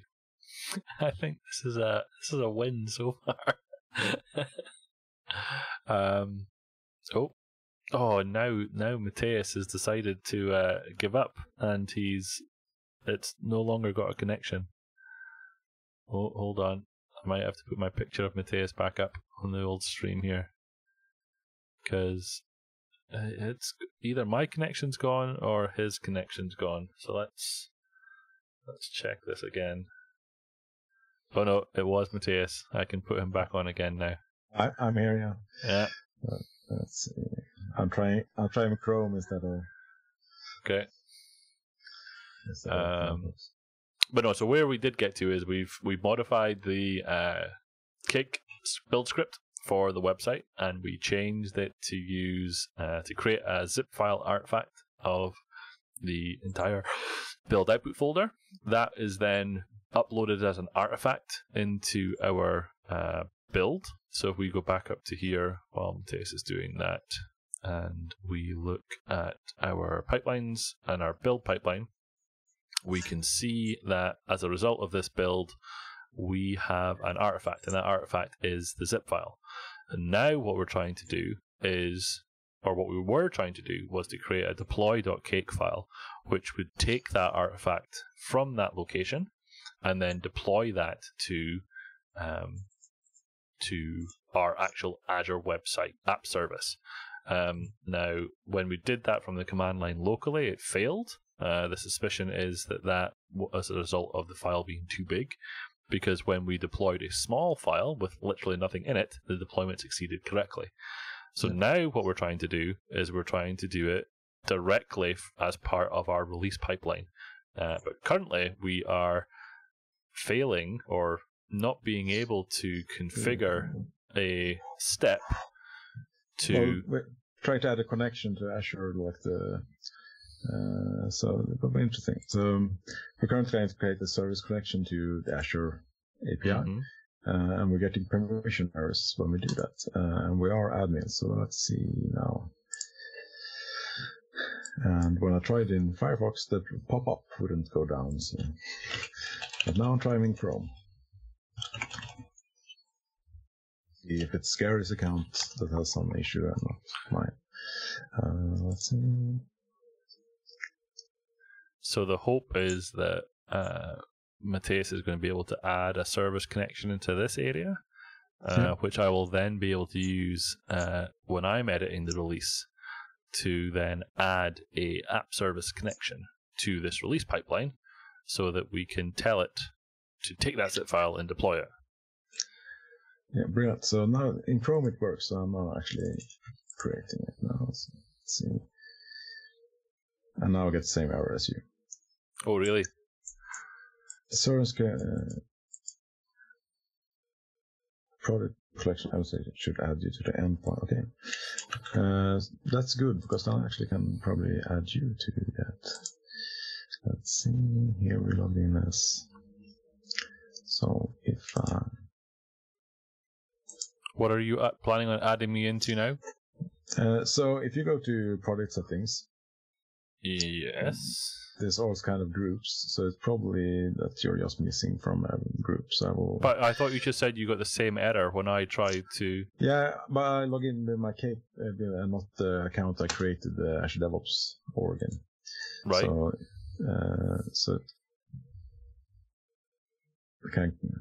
So I will just see if I can add you to that group. So currently you're a product administrator, but apparently you need even more rights to, which kind of makes sense. So I will just do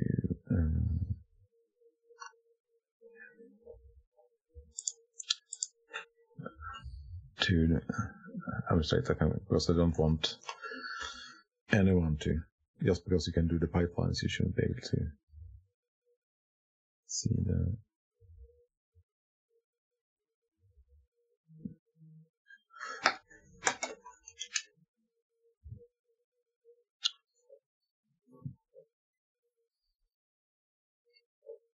So let's see. Where was that? Yeah.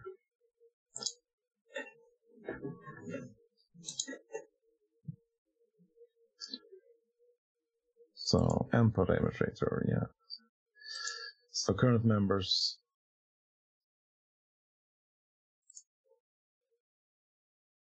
are, that doesn't make sense. Current members are product apps. I will add you.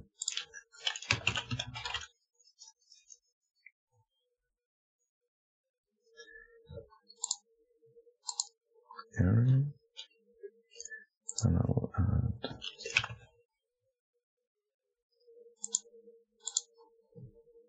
I will try again.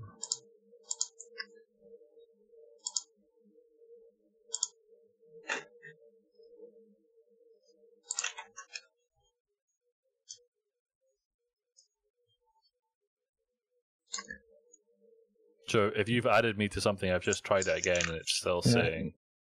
Yeah, and the interesting part is that it says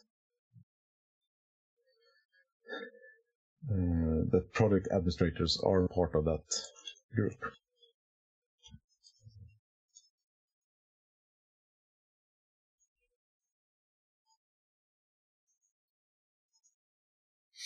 Okay. So I'll try and see if I get the same error if I do it. Is this a log out, log back in sort of a situation? Maybe. Could be. We can try that. Sure, why not? If we're watching paint dry, we could even. So.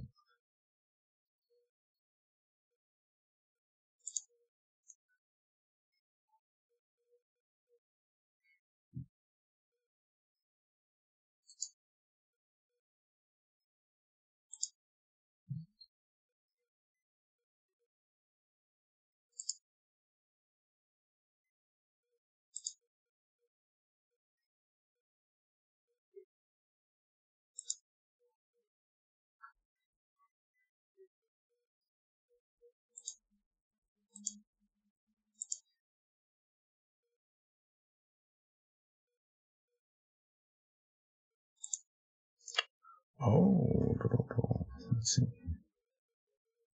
What was that? I'm just gonna try something. So I will try with the account that created the whole.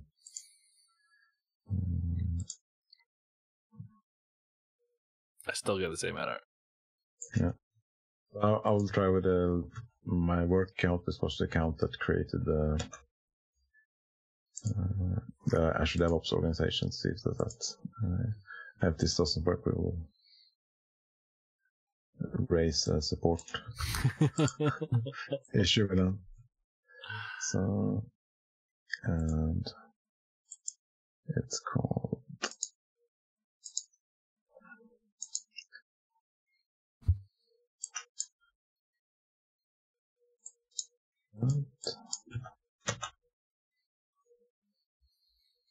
connection failed. You weren't able to add it with that account either? Let's see.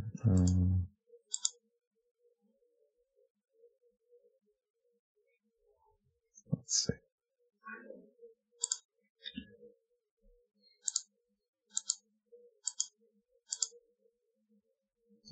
We're gonna see. Oh, now I get.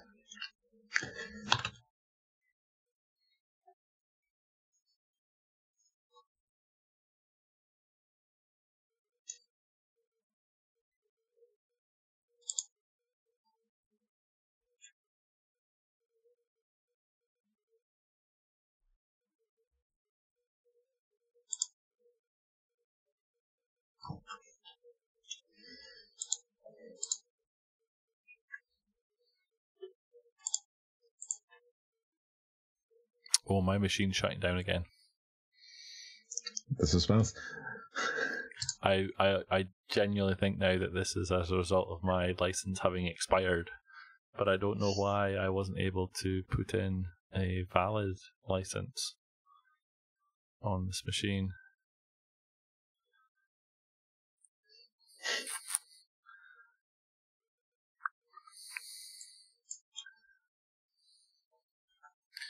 Okay, but if I will try to. Let's see. So,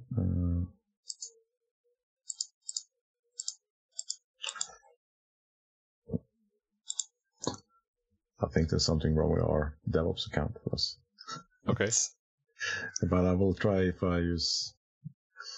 So we have a really old account that was converted from, so we're not connected to an Azure Active Directory, so it can be something with the whole. And that's why it would be so nice if it just worked with a publishing profile, because then it would be. then we would need to worry about what's. Yeah, because all the credentials are provided there. So, there's two issues here. The first issue is that going down the route of using the publishing profile is currently failing. We suspect because of the file size. Or something along those lines. Or something in the like the KQ to add in. But then you said you got the same error doing an HTTP post directly, right? Yeah. So I want to double check before I say someone else's fault. Okay, no, fair enough. That is the first issue. The second issue is that trying to go directly to the release pipeline to do the release, we're not able to create this service connection because of reasons. So we need to fix that also. But it doesn't sound like that's something we're going to fix tonight. I'll do one last attempt here. Okay. When I log in as the account that created the DevOps organization and see if that works. Fine. But keep talking.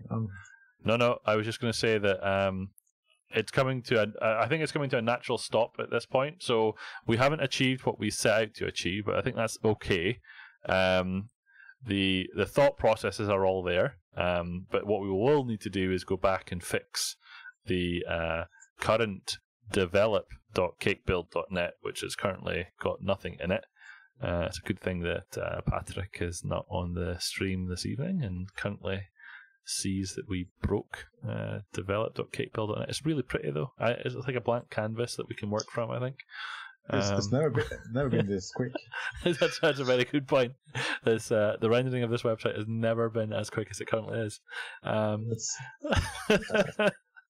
We also saw that Cloudflare worked for a while because it actually was cached a while after. It did. So, okay, so I think it's coming to a natural stopping point, I think. So I'll let you do that last test just to see if we can get that service connection up and running.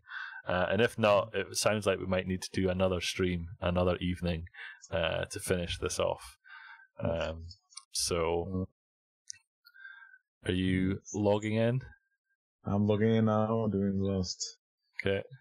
Let's see, and do that. Sending.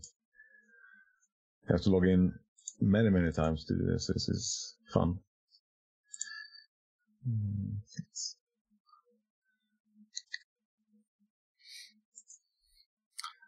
But to finish off the thought process regarding this deploy.cake, the assumption that in my head was that we would take this deploy.cake and that become the within our release pipeline. We would add a PowerShell step into that release pipeline.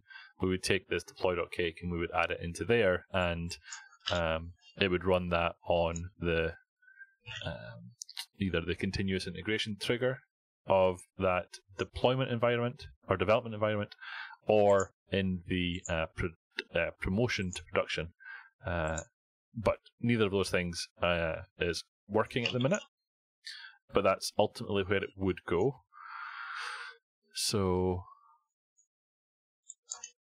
let's let Mattias' fingers type his password one more time. Probably the Azure Dialog only wants me to sign into. Yeah. So I have to sign in and out. It will only.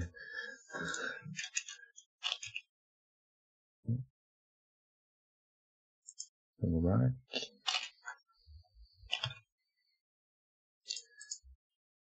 Because it's confused when you have multiple identities. Mm-hmm.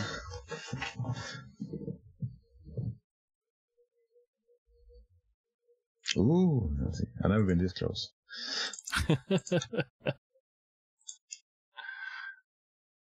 Oh, it's setting up a principal. Oh, it is? Oh, it is. So we'll have a kick. Relaunch the Zoom because now I don't see anything next. Oh, hold on then. Okay, so I've got.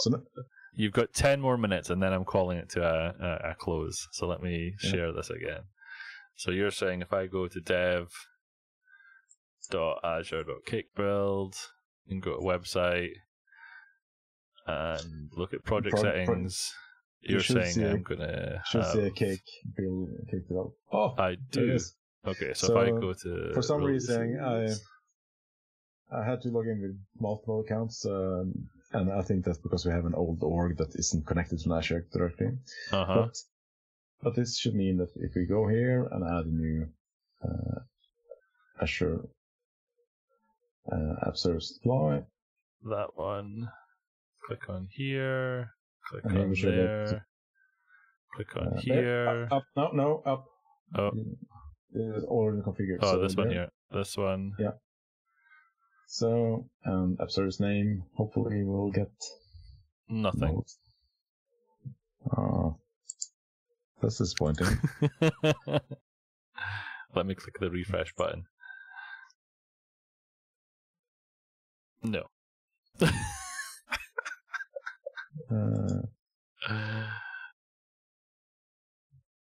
This is.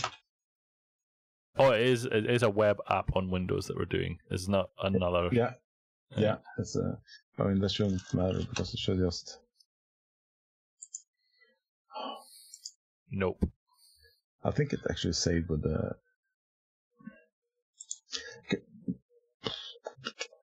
This is so annoying. Because it's saved now, but it's not. What do you mean it's saved, but it's not? What does that mean? Because if I refresh it and it tries to, I think it's saved with the wrong account because it's Let's see, if I just go to service connections, and I go to this one and try to update it. And let's see. Because this is almost an issue I want to roll, because in Firefox, the drop, like, it wants to log into my wrong account, which is interesting. So it wants to log into my AAD account, but the problem is that this site is with my Microsoft account. So I think it's totally confused. So we need to move our. So if we do like that, sign up,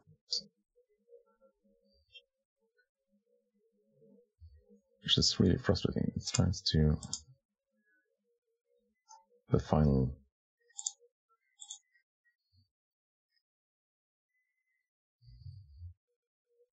Because I will remove. Because in Firefox it won't close the drop down, which is so frustrating. So sign out everywhere.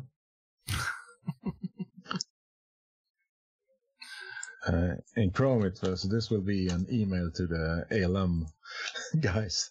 So if I log in with that one, we're interested to see if I can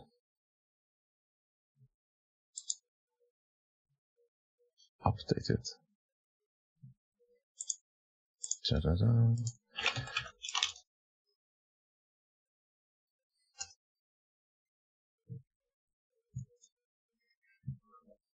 It's just really cranky. So website, product settings, and service connection.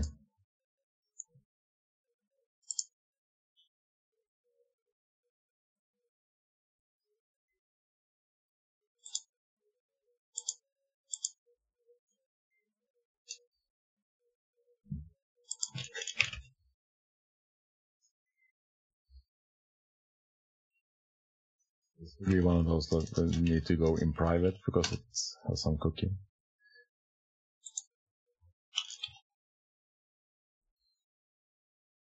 And it will probably work right after the stream is ended. But this is my final attempt. Let's see. Okay. Sign in.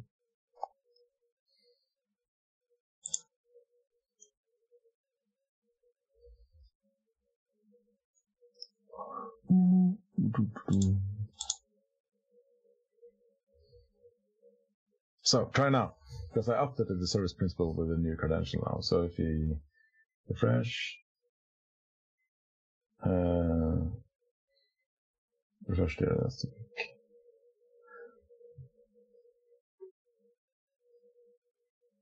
No. But then I will try see if I see it. If I go to pipeline, where we release, we can edit. Because now I could add the principal when I did it in private mode. So there's some goddamn cookie thing or something that's messing up our.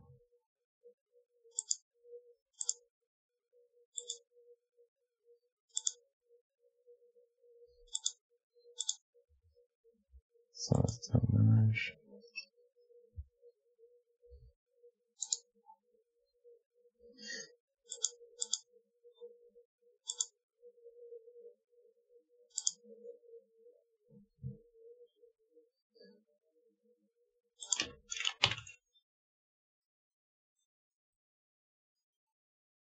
Now I'm trying to do what Gary did with the service connection in the release.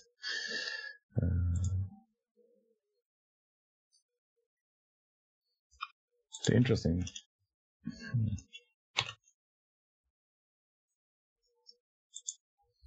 And I have a hunch, I think I know why it's not working now. Because actually, the service principal is added using Active Directory. Mm-hmm. But we're on the Microsoft account, so it actually I think that's the issue. So this is an overall question I have. In terms of Azure and Azure DevOps, should we be using a Microsoft account or an Azure Active Directory account? We should be using an Azure Active Directory account. Okay. But the problem is, like, we created, before it was Azure DevOps, we created it before we was part of the .NET Foundation. Which means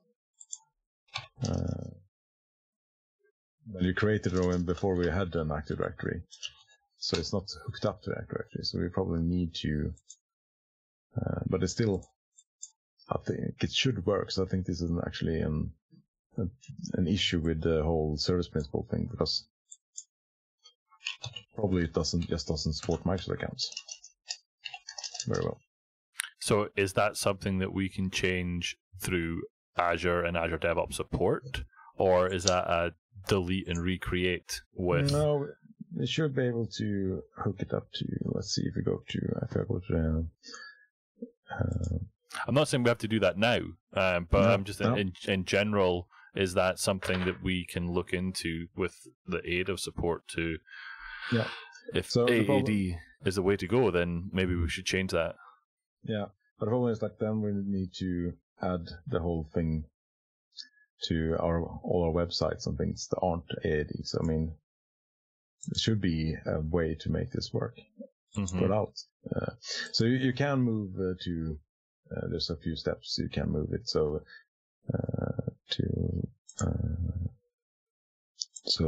like my account, or we can just set up a new one. So sometimes that's easier because we don't have anything important yet in just field definitions. As we use cake scripts, everything's defined there. Yeah. So it's very simple. So, I mean, the interesting part is that it tries to. Problem is, I think that our accounts are both Microsoft accounts and Azure accounts. And it seems to prioritize the Azure account. And the Azure account doesn't have access to. So I've seen similar issues with Outlook, where I have both a Microsoft account with a custom domain, and then the same domain created as an Azure AD account. Then Outlook I can't log into Outlook anymore on my Mac with that account, because it assumes it's an AAD account now, but it's not. Yeah. There is no email associated with it. And that's why they currently, like, if you're a new organization with a new domain, and you like have Office 365, you can't no longer create Microsoft accounts. Yeah, I've seen that as well. So they have, because it wasn't a good idea.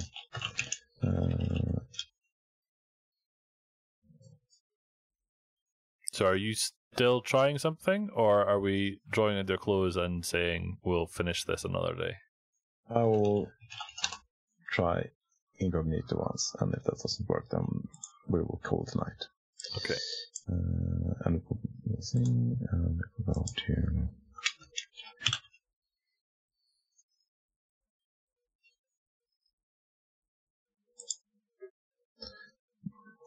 Because I'm watching the network browser and I see it actually redirect us to the wrong login page. So, okay.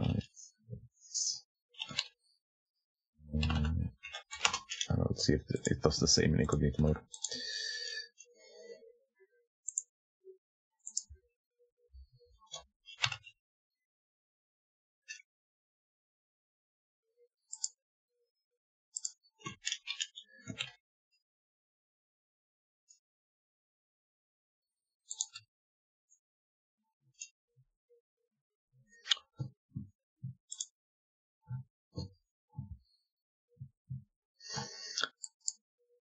I thought this could be an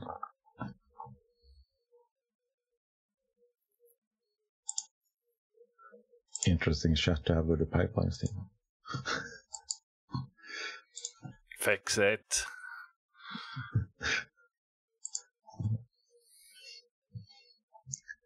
So let's see here. Service connections.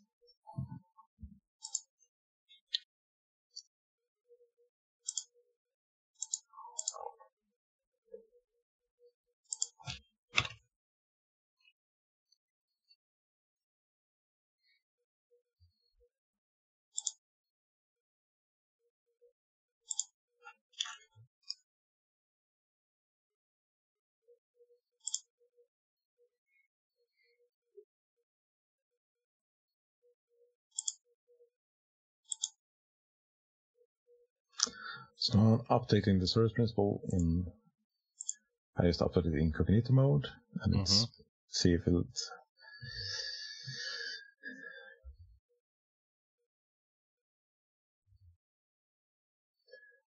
will come up for me if I do the same thing as you're doing.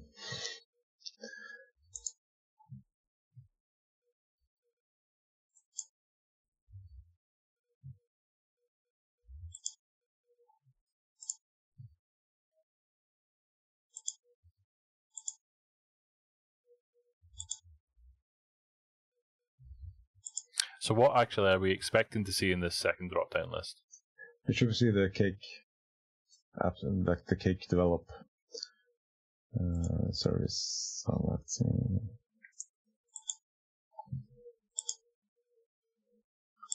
Price.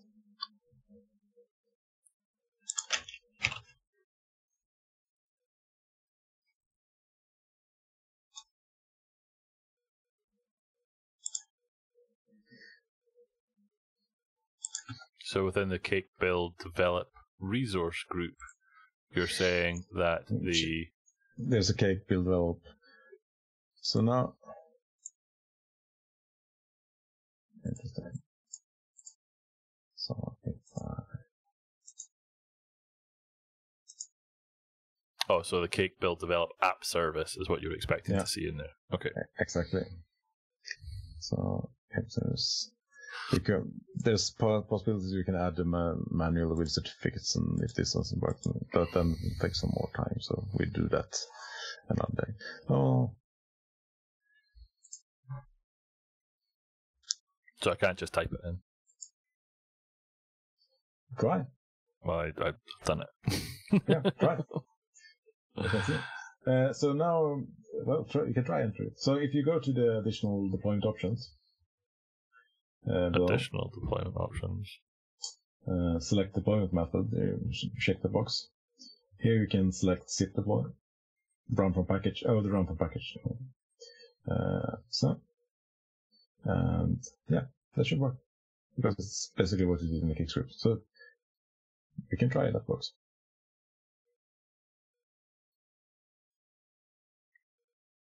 Create release. Actually, we already have. Create a release. Create a new release. Yeah. If this works, then something's insane.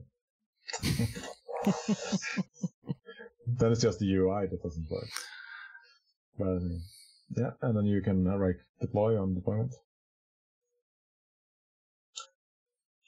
Because this is near if this works, don't touch it. That's not what you want.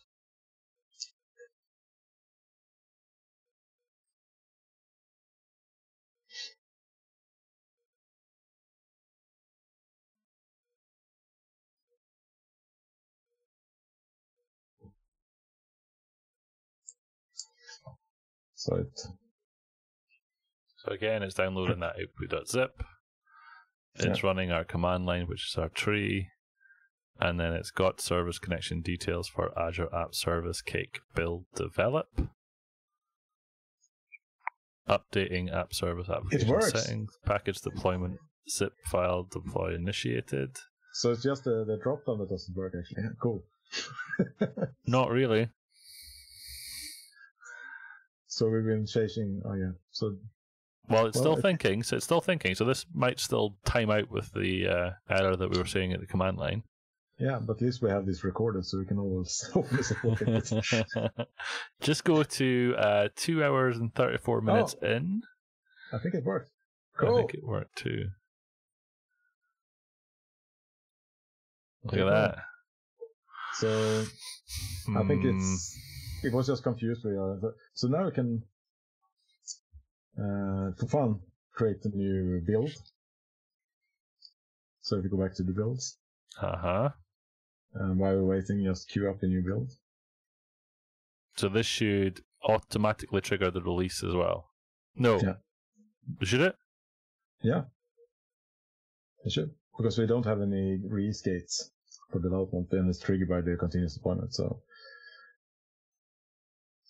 Yeah, this will take like 6 minutes.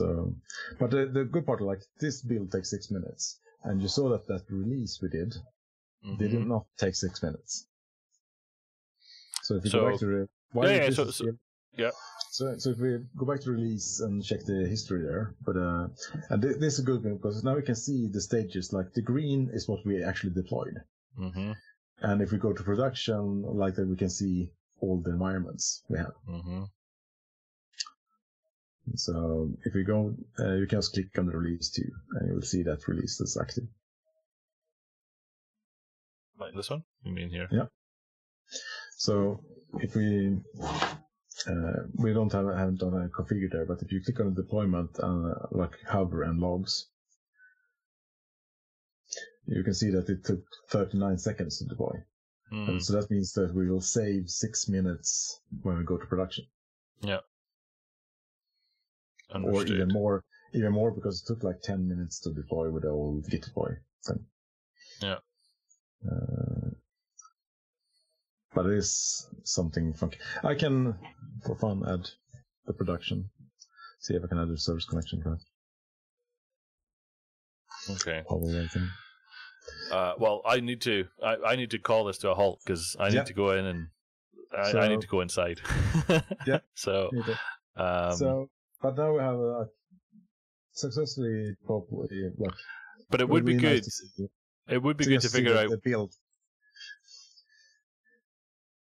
The deploy, like the build. Now I have the service connections. Yeah, so to finish this off, this build should complete, and this build should trigger a release, and that release will automatically go to develop.cakebuild.net. And then, if we had a service connection set up for the production version, we would be able to also create or update our release definition, which was over here, to have a app service deployment for that production as well, which would allow us to promote it to production. And having that build completed, it would be a 1 minute operation to put it into production, which is good. But what I will do, I will debug why the Cake Kudu client doesn't work, because if we can get that to work, we will just skip all these service connection things. Yeah, understood. Understood. But that will be some more debugging and to see. Could be something with a stream, like the HTTP client settings or something like that. Okay.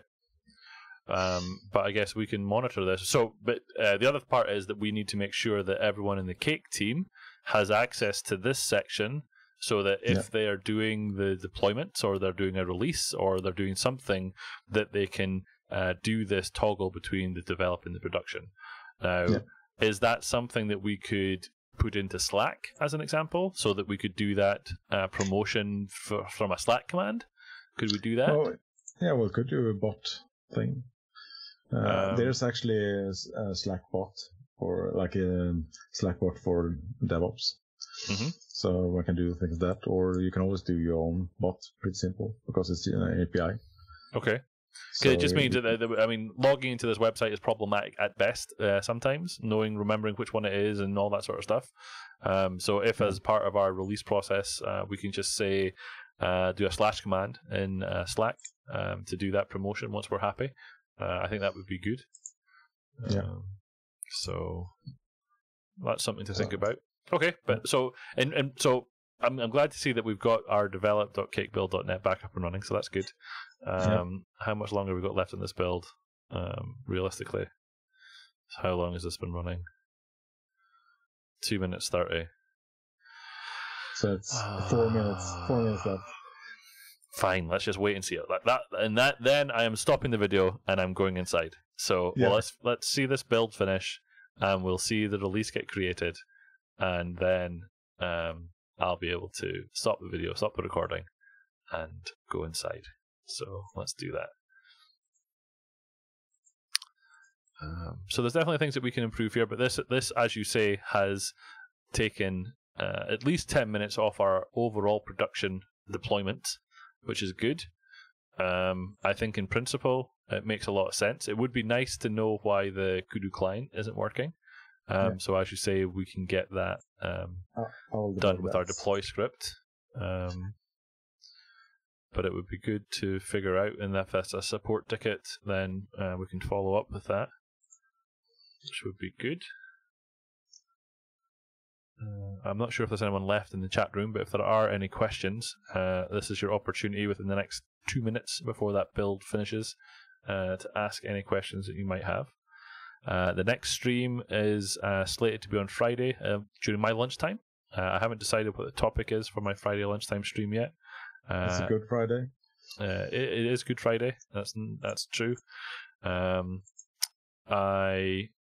may well be continuing with the work I started on the Cake VS Code extension, which was to fix an issue that was raised by one of our community members. But I haven't decided yet. And it may well be the case that I need to finish off this portion of work in next week's stream. I don't know what Mattias is doing next Monday, whether he wants to come back and finishes this work if we ironed out all the bugs. Maybe it's what we should do. I don't know. Yeah. But we shall see. Oh, it's getting close now.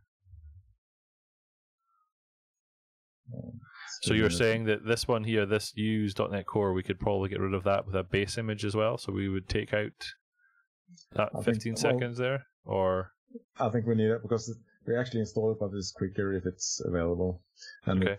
Sometimes it adds somewhat like, not on Windows, but especially on Linux Mac, it adds native dependencies that's needed for the, so you don't need to reboot. Okay. So we would put the install of the .NET SDK behind criteria to say if it's on Azure hosted, just don't do it. Yeah. Yeah, okay. So let's see where.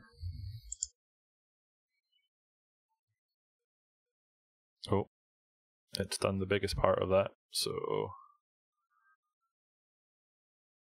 there we go. Zip artifacts. Creating that zip file of all those 18,000 documents. That'll then get uploaded as an artifact into this build, which is what it's doing now. So that's a 100 meg file being uploaded from the build agent into this build definition, which is done. Just finalizing the job. So then over here in releases, we should see a new one being created.